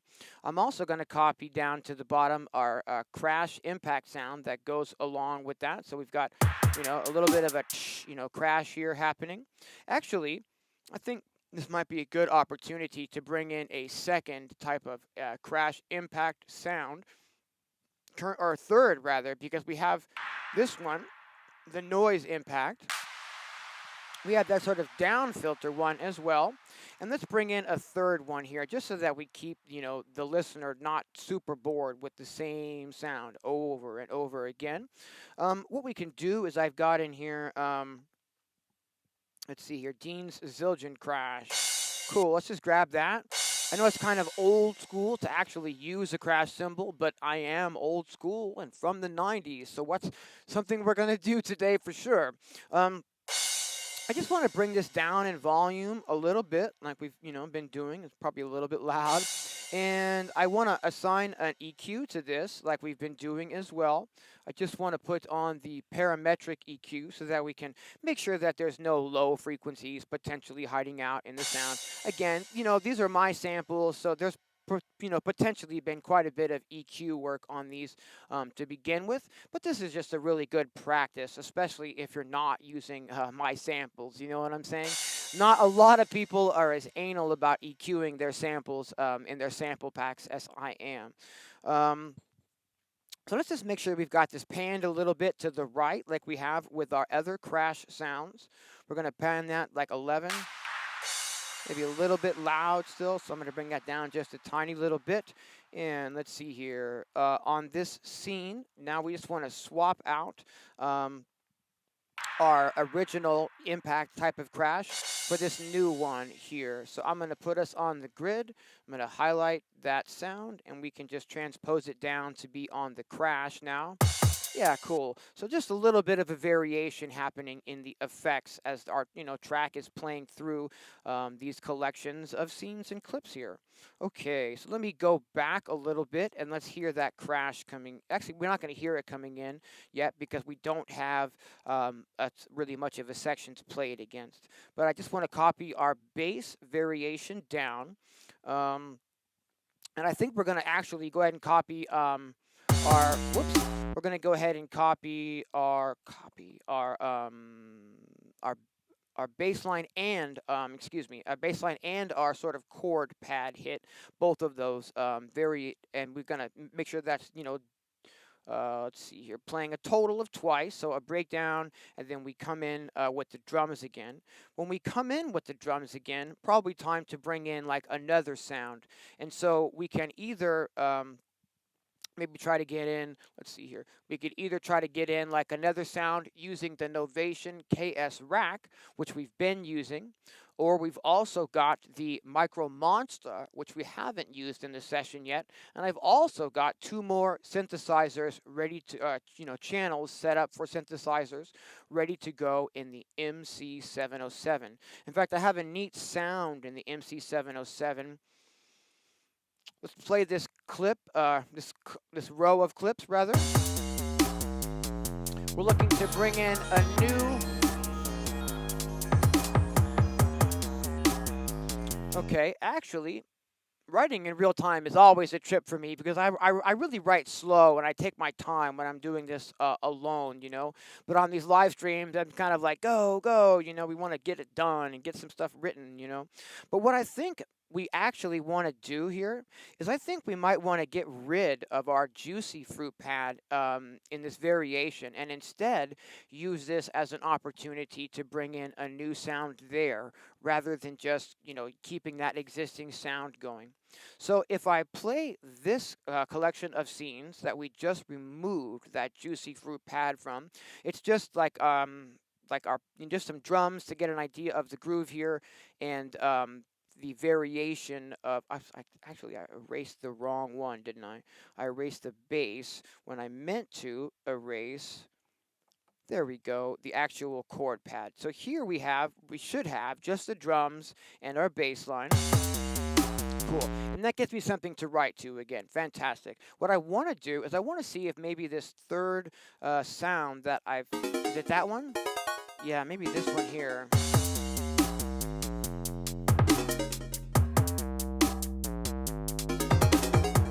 Sounds a little wonky, maybe.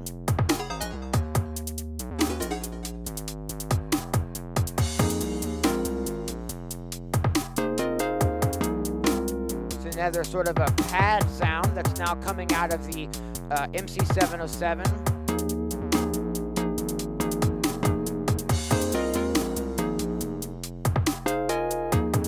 Not sure that that's quite the right vibe that we're looking for either.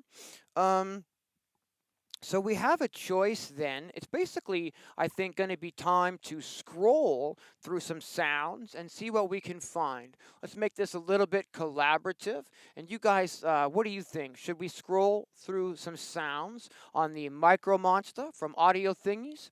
Or should we scroll through some sounds on the Roland MC-707? What do you think? MicroMonsta or 707? What should we try to add here? It's going to be basically just scrolling, you know, through sounds and seeing if we can find a preset that gels with what we're creating. What do you think, guys? 707 or MicroMonsta? What should we try to add? It's like Opie's having a difficult time getting comfortable. What do you need, buddy? What do you need, buddy? You got food, you got water, you got your bed here. Hey, buddy. Oh, let's see here. MicroMonsta. Hey, we got 2 for the MicroMonsta. Hey, we got 3 for the MicroMonsta. Okay. Hey, what's happening? Audible video? Thanks for tuning in. Okay, let's see if we can get something going from the MicroMonsta today. So I have a preset in here right now. Let's see if we go MicroMonsta. Hopefully it's going to be not too loud, but it is pretty loud. Let's bring the volume maybe down on this while we're scrolling. Maybe more even. Maybe more even. Okay, cool. What we're going to do, I think, is probably best to scroll for sounds while the groove is playing. So I'm just going to play the groove that we're trying to find a sound for. And let's go into the load menu of the MicroMonsta here. And we're just now scrolling through the sounds in here. There's not really like categories or anything like that inside of the MicroMonsta. It's just got about maybe 250 built-in presets of, you know, basses, pads, leads, all that kind of stuff. And we're just going to kind of scroll through it. Half the fun I find in doing this is, you know, kind of getting better familiar with the types of sounds that come out of the particular box. And then you never know what you're going to find when you're just sort of randomly scrolling for presets. And I just sort of love it when something just kind of jumps out at you, you know, that you were unexpecting. You know what I mean? Let's see if we can get lucky today.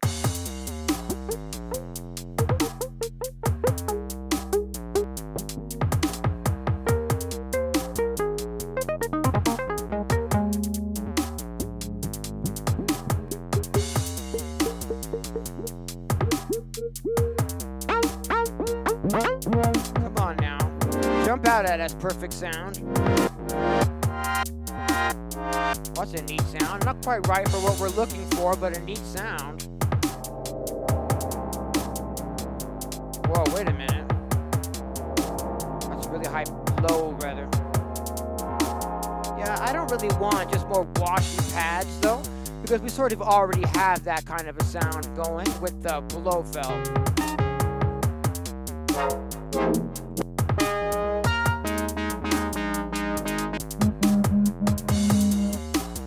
I feel like we're somehow not in key or something. F pentatonic minor. Oh, I know what the deal is. I see what's happening here. All right, I'm really glad that I found that out. It was in harmonize mode, which is why it's sounding a little bit strange. It's trying to play like these minor seventh chords, like right off the jump. I just want to be in scales mode so that it's playing single notes. So that kind of weird sound that we were hearing, how it wasn't like totally gelling. That's often happens when I'm using the note modes and the scales modes inside of the Force here, because like if you set any of the tracks to like scale mode and then you go to another track, that track is by default in scale mode as well. It doesn't keep the tracks individual, so you can't have one track ready to go in scales mode and another track ready to go in harmonize mode. It'll be both is what I'm trying to get across there.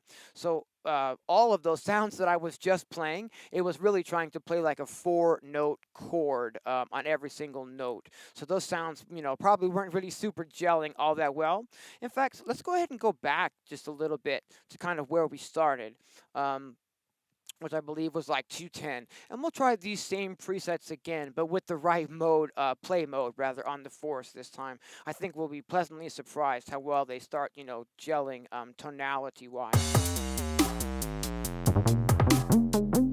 Yeah, much better already, yeah.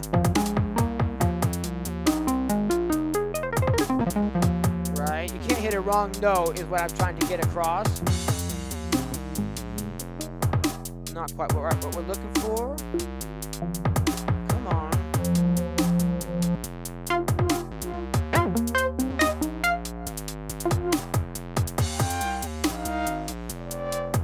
That's a weird sound, isn't it?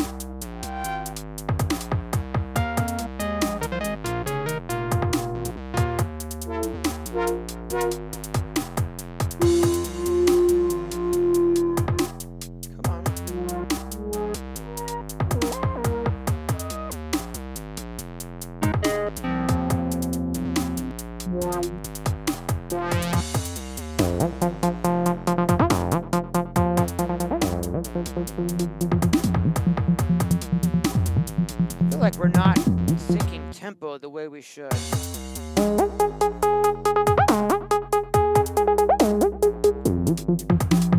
isn't really the type of sound that I'm looking for specifically. I just noticed that the tempo, because this is a you know, tempo-based preset, was a little off, so that restart seemed to kind of fix it. But now I've, you know, stopped again just so I could talk over it. Here we go.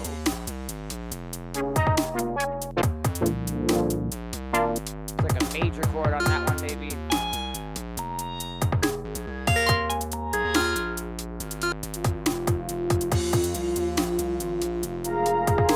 Just more pads and stuff, but I feel like we have that, you know, already established. Same thing here. More stringy kind of stuff.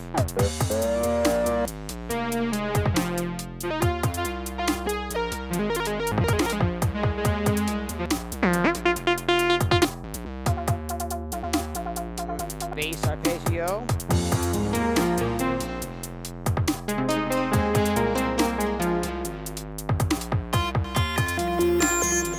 Oh, wait a minute.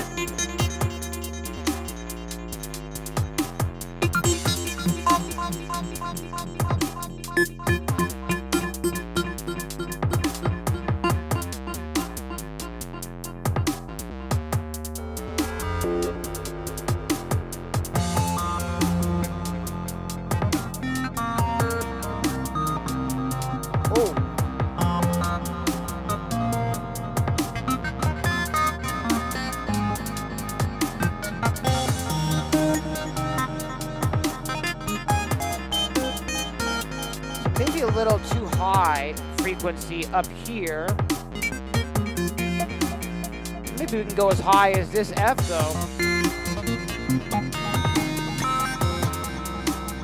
I like that amount of effect that we're getting on this one per se. It really has that nice sort of ring out, like built-in delay,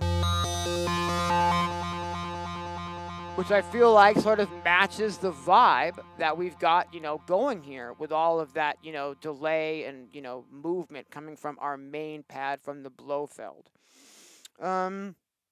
Cool, yeah, let's just put in a clip for this. I'm going to go ahead and make a clip that we can start writing in. And let's see here. I'm just going to keep this something really basic, I think. Just trying to figure out also what octave I want to write in. Or maybe not be so busy with the notes.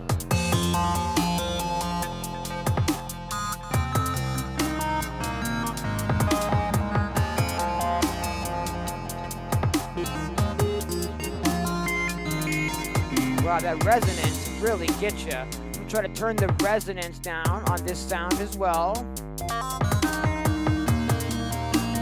Because I want to be able to kind of hold it down and let the arpeggio on the sound do its magic. But that resonance was really extreme, so I brought that down now.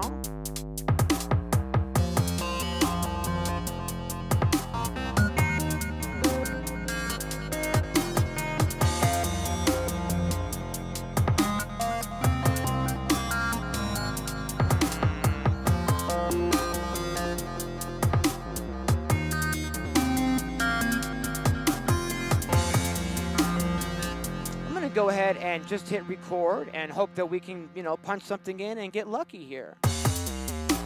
Record. Wait, I forgot which octave I'm playing in. Is it that one or is it this one? Yeah, it's definitely the third one. Okay, here we go.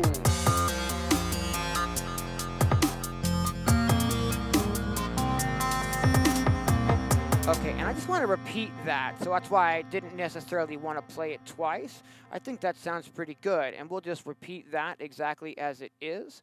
Actually, I want to make sure that these are really stuck to the grid as well, and they don't appear to be, and I'd really like them to be. Let's go ahead and get this first one ending right there on the grid.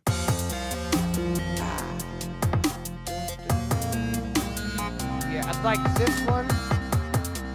To end there, and this one maybe to end here.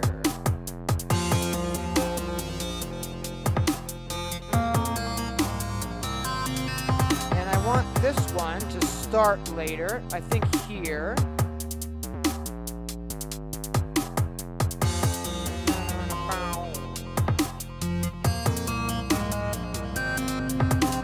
And I just also want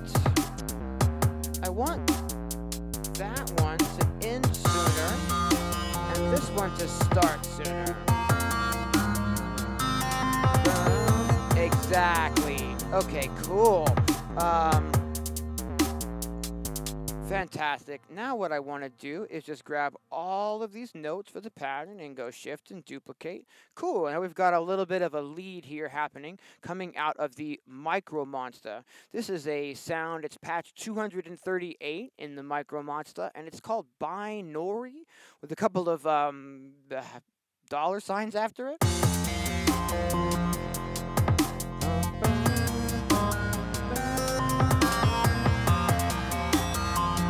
Yeah, maybe what we want is maybe a little bit, yeah, maybe a little bit less low frequency content on this new sound.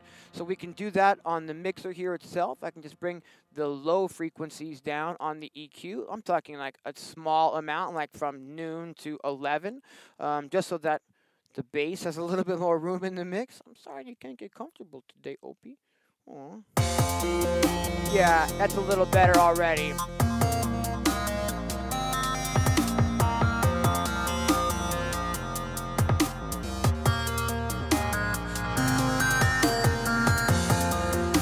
trying to get this level set.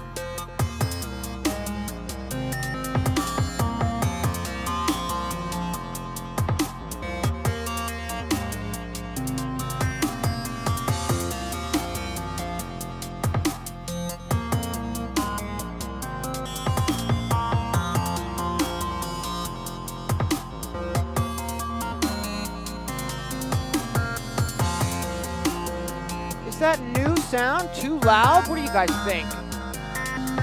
It's hard to tell on these headphones sometimes. I can't tell if it's a little too loud. I feel like it's a little too loud still.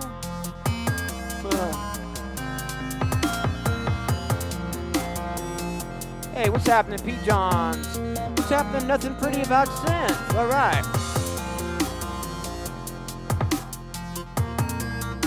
What do you think, Opie? Sounds all right, yeah? I know. Oh, hey, buddy. You know, full screen of clips into clip number 9 there. That's not too bad for a live stream. I think we're cooking. What do we got? It's about 11:57, so we've been going for just about 2 hours. I think we're probably going to wrap it up relatively soon. We don't need to make this a marathon stream today, but I really appreciate you guys hanging out with me, and especially making suggestions along the way, you know, helping me out, Original Synth. Cool, let's just check this out from the start then.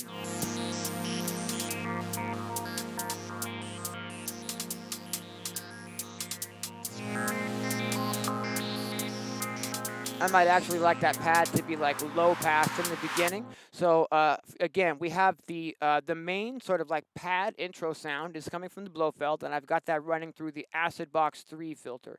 So it might be nice if we actually were to start that sound, start this track rather, with that sound filtered down a little bit, and then I could kind of filter it in as the track starts going.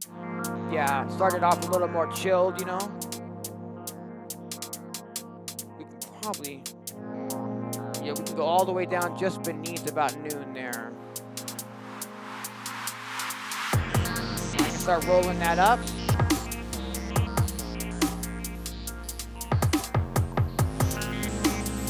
I like the flow on this one today. It's almost like a swagger.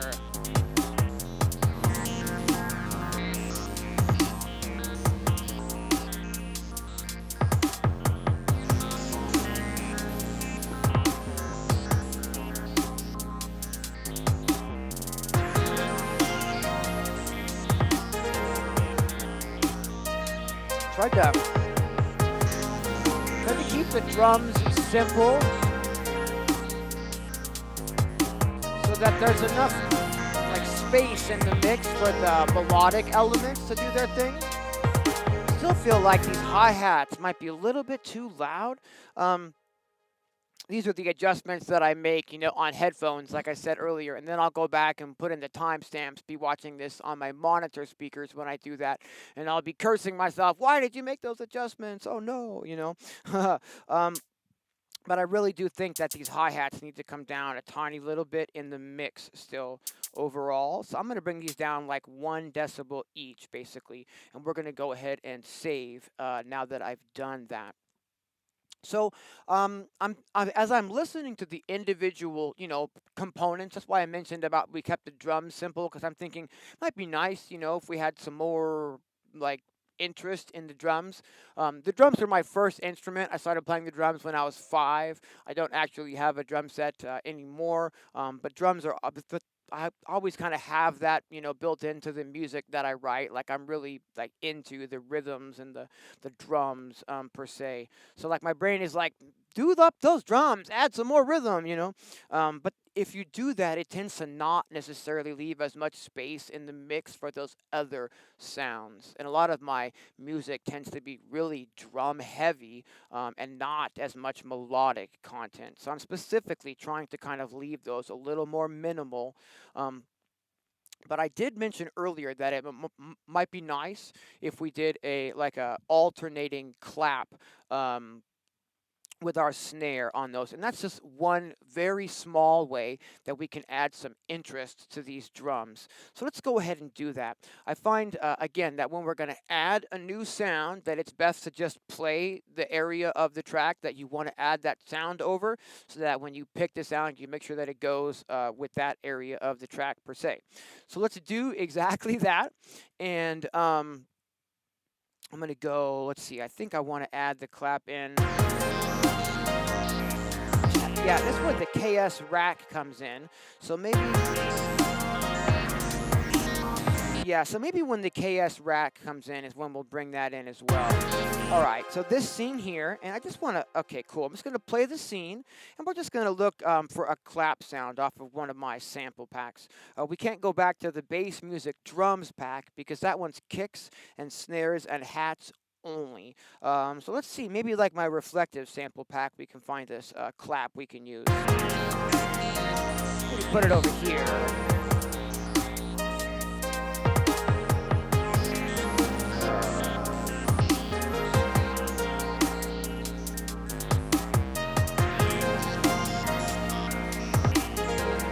Drums.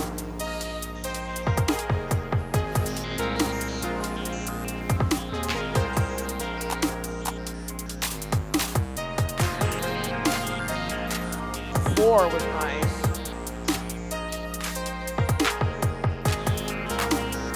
Ooh. It's that one.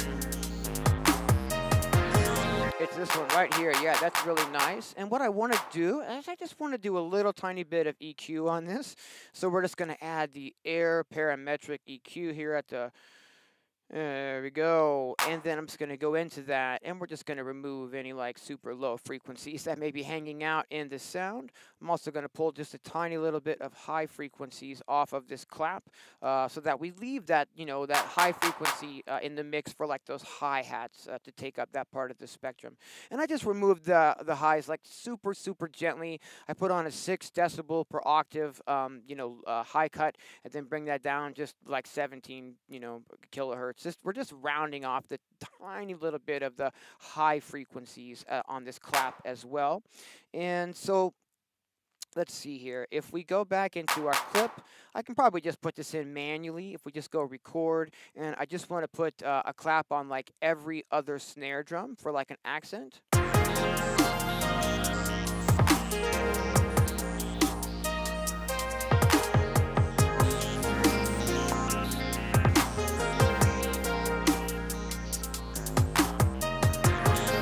Want to absolutely make sure that those are, on grid. So let's go shift and quantize selected events. I don't care so much about like the end time being precise on those, as long as the start time is spot on. I'll need to bring that down in the mix a little bit, and maybe pan it a tiny little bit to the left, so that it's not fighting the kick and snare. Hey, what's happening, Robert? What's happening, Super Jou? All right. Let me just take a moment and check in with the chat. Make sure that I'm not missing anything in the chat. All right. Hey, I appreciate that. Right on. Let me go ahead and save at this time, now that we've got that clap in there. And I want to make sure that that clap kind of plays out in the scenes after that we just put it in, not just, play one time and then stop playing per se. So it also might be nice if we label this drum scene over here as having the clap in it, so we can go over, and it's no longer going to be just main drums 1, but we'll call this one add clap. Just so we know in the matrix, so we can see the way everything's labeled there. And so we can probably just So we've got the exact same drum pattern beneath that happening. So I can go ahead and just copy that one down so that we've got the add clap happening in that one as well. Okay, and then next, still, maybe we want to take the clap out of this one because it's sort of, yeah, already been going now for 2 sections of 8 bars. So to keep, again, that movement happening in the mix, maybe we'll get rid of it here. So grab this variation instead, or maybe grab just the main drums 1 and put it there, I believe. So no clap.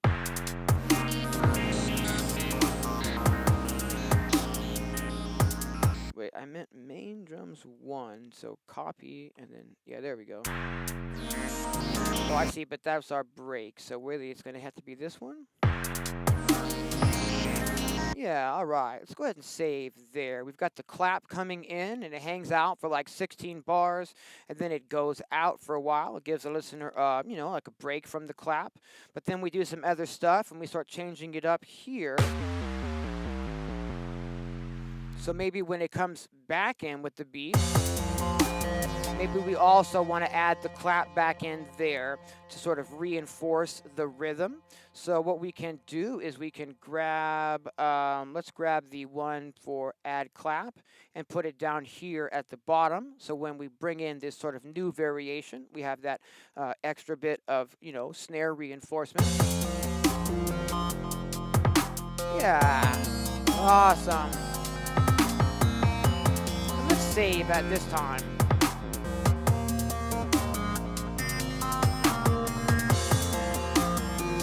Yeah, I'm liking the way that this is sounding. Let's hear it in context now, all the way from the beginning, and kind of hear what we've been creating here.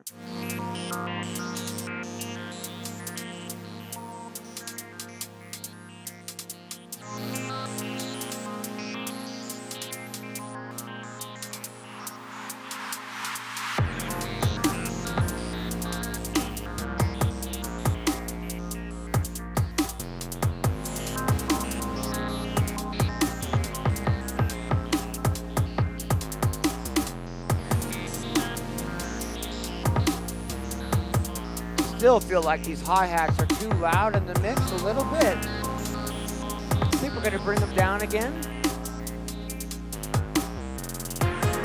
Ooh, that 30-second note hi-hat roll was really nice there.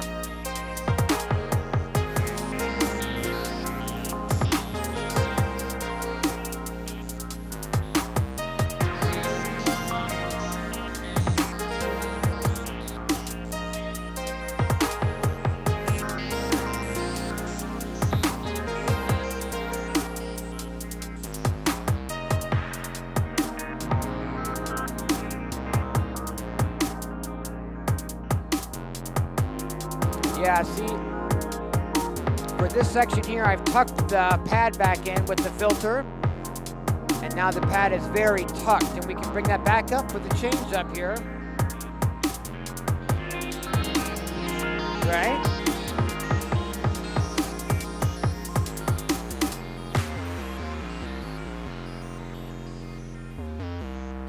A little bit of a break where the pad just sort of echoes over there.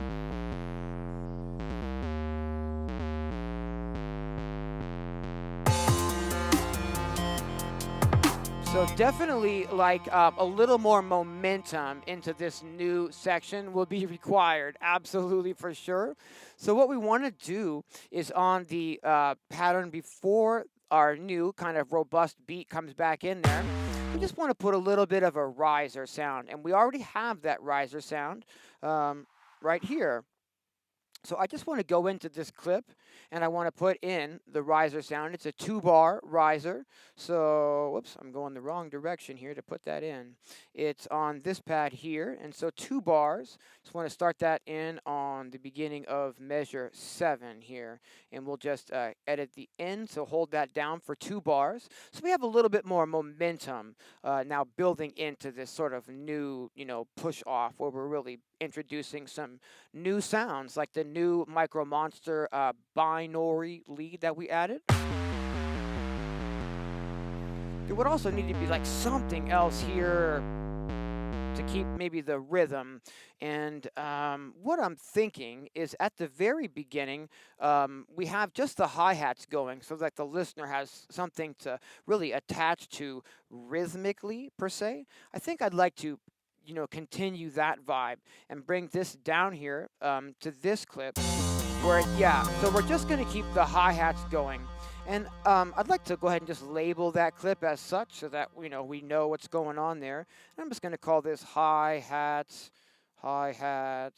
Whoops, I don't want a capital S there. Come on. Oh, for Pete's sake. Hi-hats break. Spell it correctly. Okay, there we go. Cool. And what I want to do is I just want to put the kick drum on the beginning of this break now because it's not there currently. Let's go ahead and just pop it in the beginning. Yeah, cool. All right, let's hear that in context. And I think that'll give the listener a little bit more like to actually cling to rhythmically per se, now that there's those hi-hats over the bass in that sort of break there. Still might need another sound like a pad or something else to flesh that out, but let's see what we've got.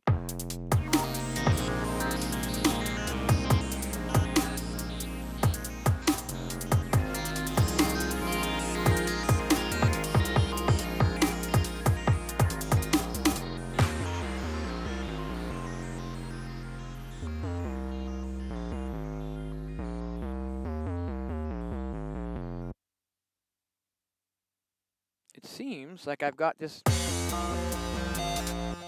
Yeah, I screwed that up is the thing. That's no worries. I just need to copy this scene into the breakdown scene. And then, what was it? Our main with the add clap. Put that here. Okay, I believe that's got us where we want to go, to where we can actually hear the hi-hats and the breakdown. Sorry about that. Let's try again.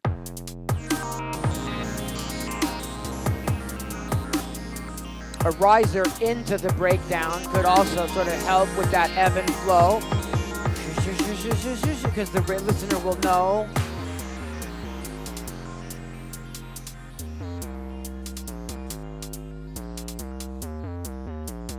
Still got the pad trailing over, that's good. Here comes the riser. Exactly.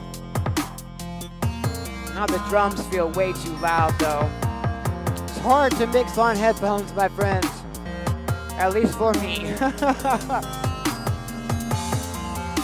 Well, since we've been, pretty much doing, repeating our sets of clips 2 times to keep the arrangement feeling smooth, I think we'll need to do the same thing with this row of clips. I'm just going to copy that down.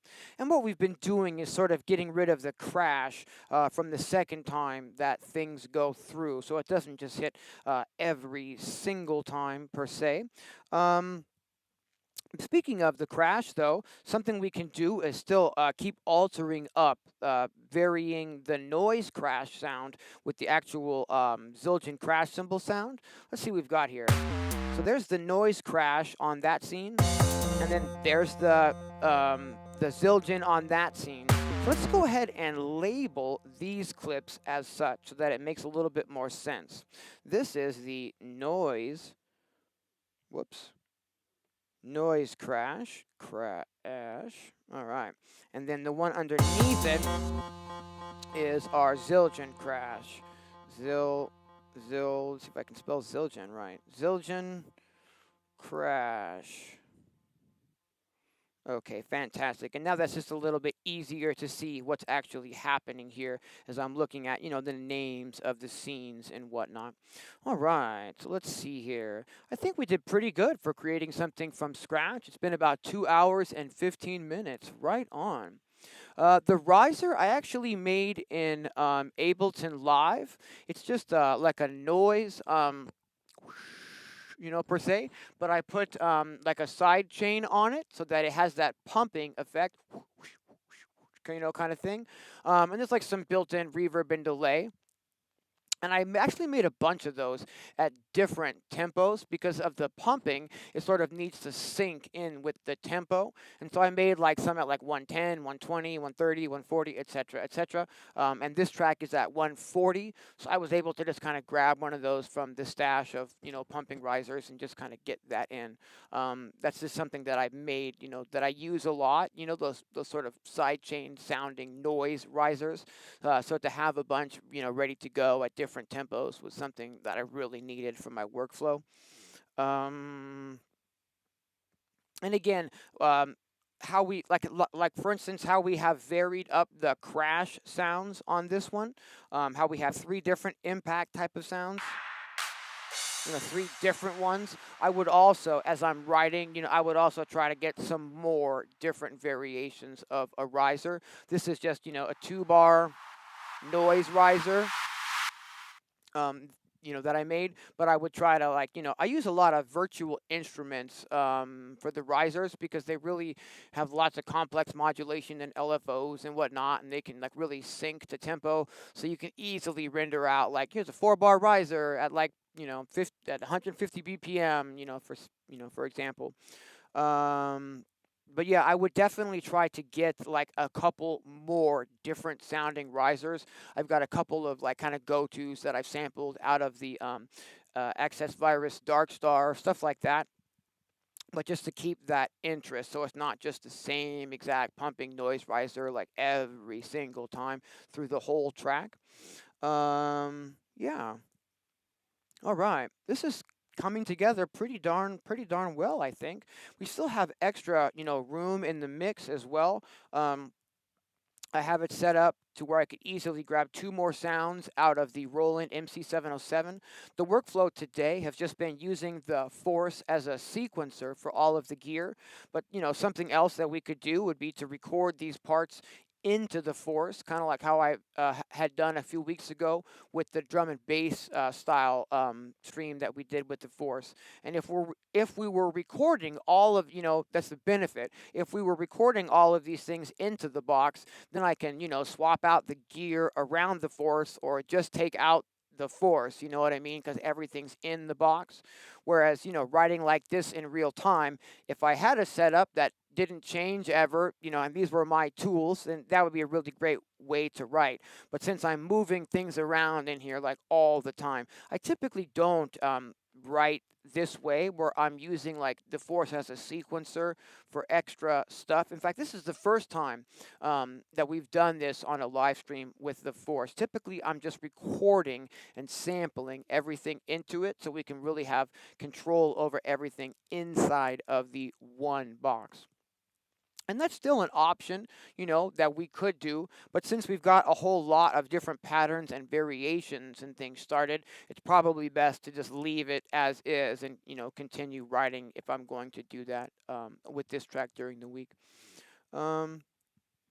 Fantastic. If there's any last minute questions, feel free to drop those in the chat and I'll do my best to answer them. Other than that, I think we are going to get ready to wrap it up. I'm just going to go ahead and play this, what we've created here from the beginning so we can check it out one more time. I really appreciate you guys hanging out with me on these Sunday live streams. All right. Let's check this out.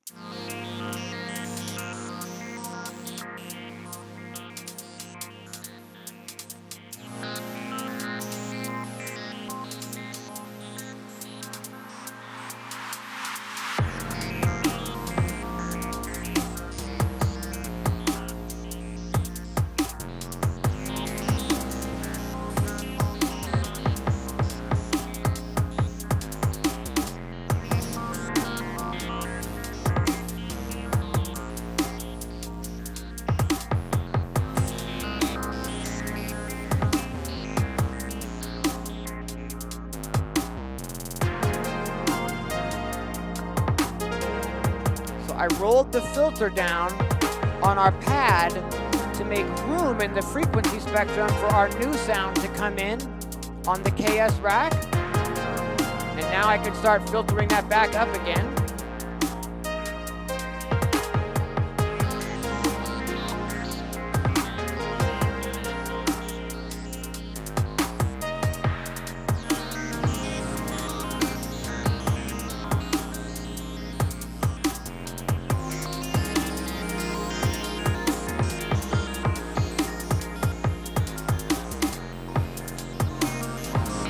kind of want to crash on the downbeat there.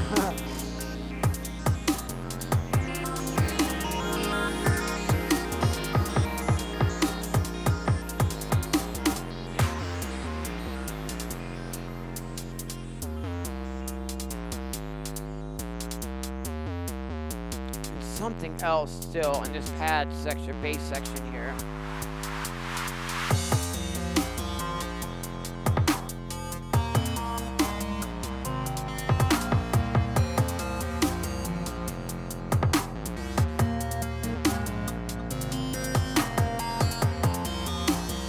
Maybe another sound to come in here. Our original pad could come back in, for example.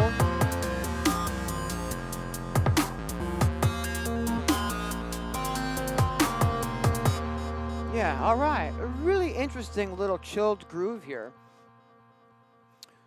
Looks like we've got a question from Supaju in the chat. Do you rework your force files definitively on the DAW live computer? I don't actually. Especially here, because again, everything is running individually. So if I were to try to get this project out, it would only have like the drums and the effects sounds, because the other sounds aren't actually in the force. We're just hearing them in real time running through the mixer.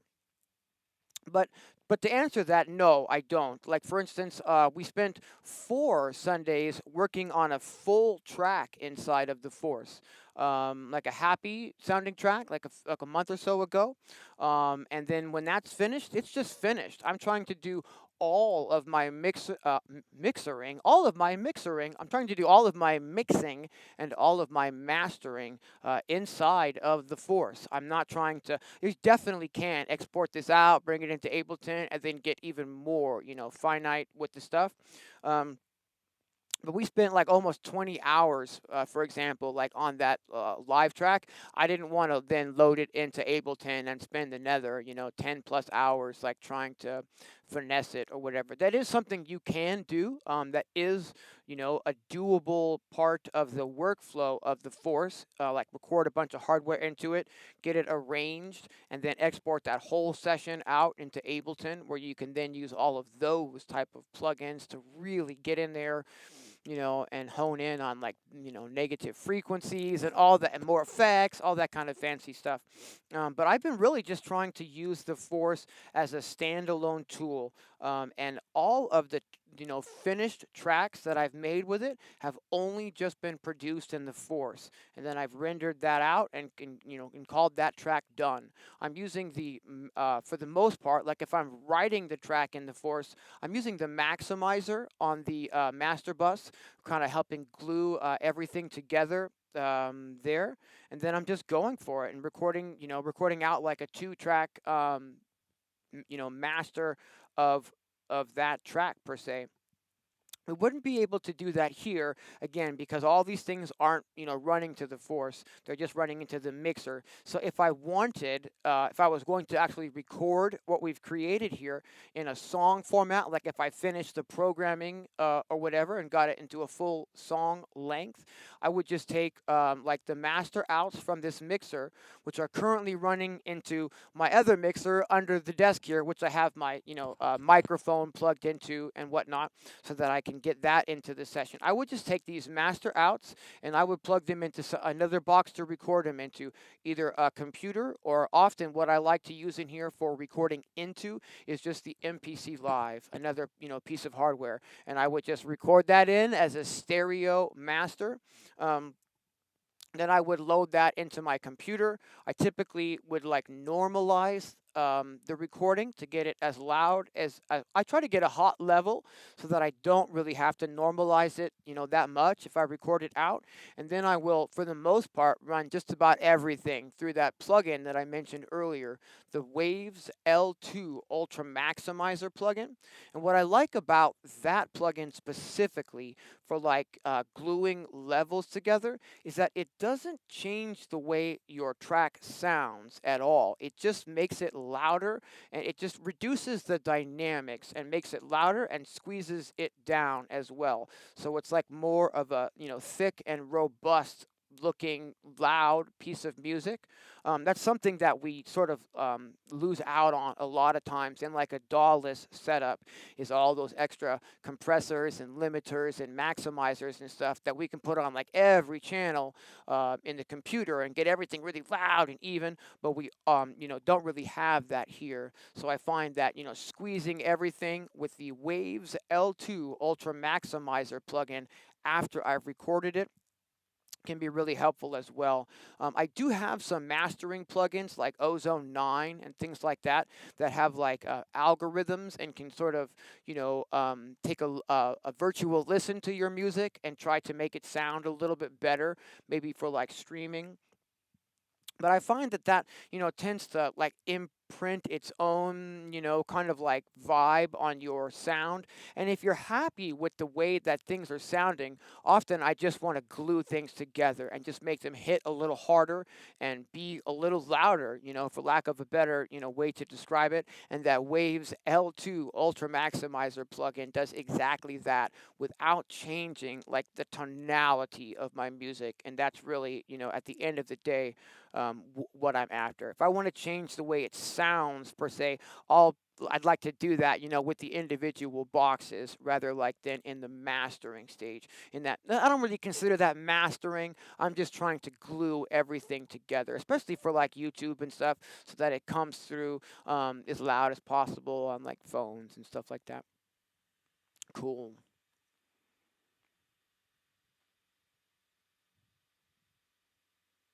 But for sure, yeah, normalizing that master on the computer always, always.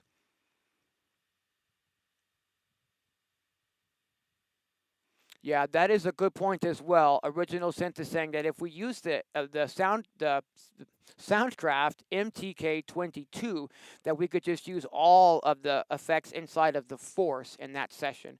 And that's very true as well. And that does get us a bunch of stuff directly in. So for example, let me think about that. Like if in this sort of a setup today, if we had the MTK plugged into the Force, and if we were routing these boxes into the Force, rather than just, into a mixer without recording capabilities, I suppose it would be a lot easier to just record all of these parts into the Force and then maybe do some arrangement that way, because the audio would already be routed into the Force.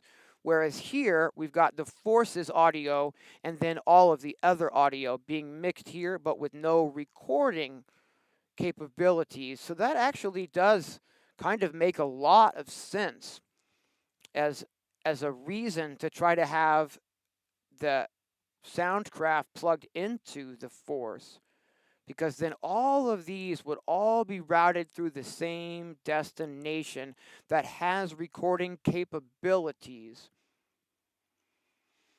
Man, that's really interesting. So many options with the gear and so many things to try.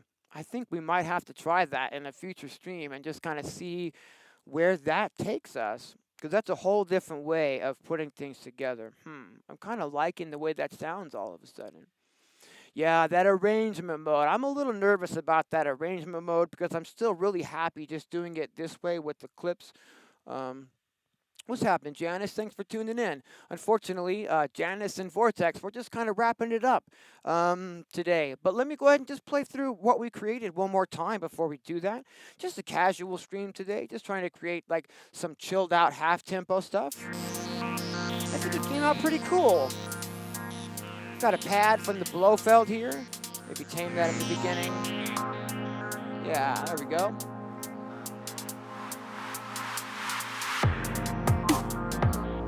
Really chilled halftime stuff today.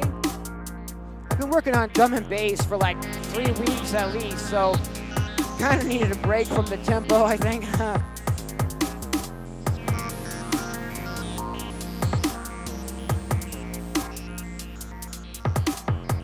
I just love that halftime kind of vibe. I really do.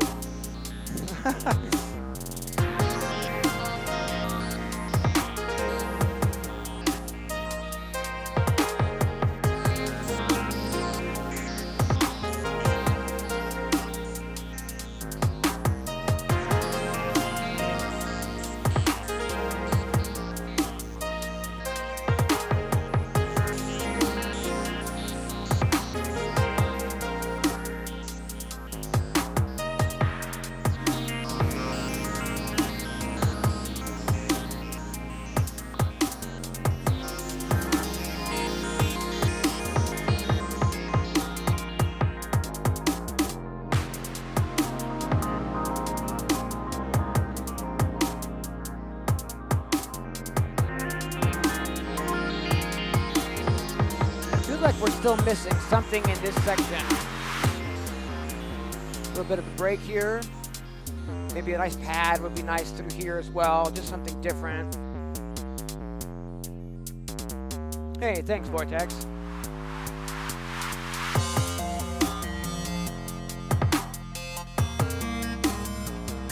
Bringing in a lead from the Audiothingies MicroMonsta.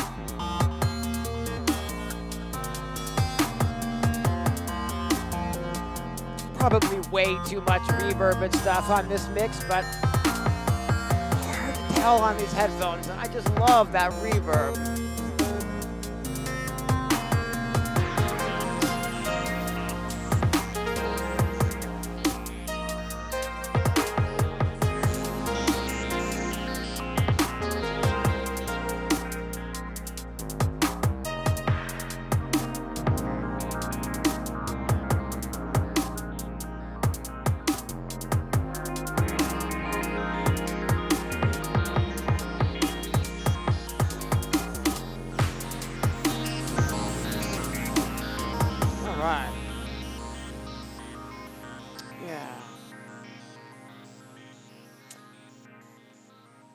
Definitely one of the advantages to recording these parts, into the Force would definitely be that, I can just put everything else away or get out other pieces of gear than, to use in the session. Definitely something to be said for those who don't change their setup, in that respect, that they just turn it on and it's, can expect everything to be the same every time. But I have so much gear in here as a sound designer that I'm just always changing it up, and always using something different. So to like have the, same setup week after week after week after week sounds kind of like a nightmare to me personally. This is a thing, and I really like being able to, just keep mixing it up like this. All right. I really appreciate you guys hanging out with me on these live streams, and looks like we've no more questions in the chat and all that kind of good stuff. So we are going to go ahead and call it this week. And until next week, thanks for watching and take care of each other, everyone.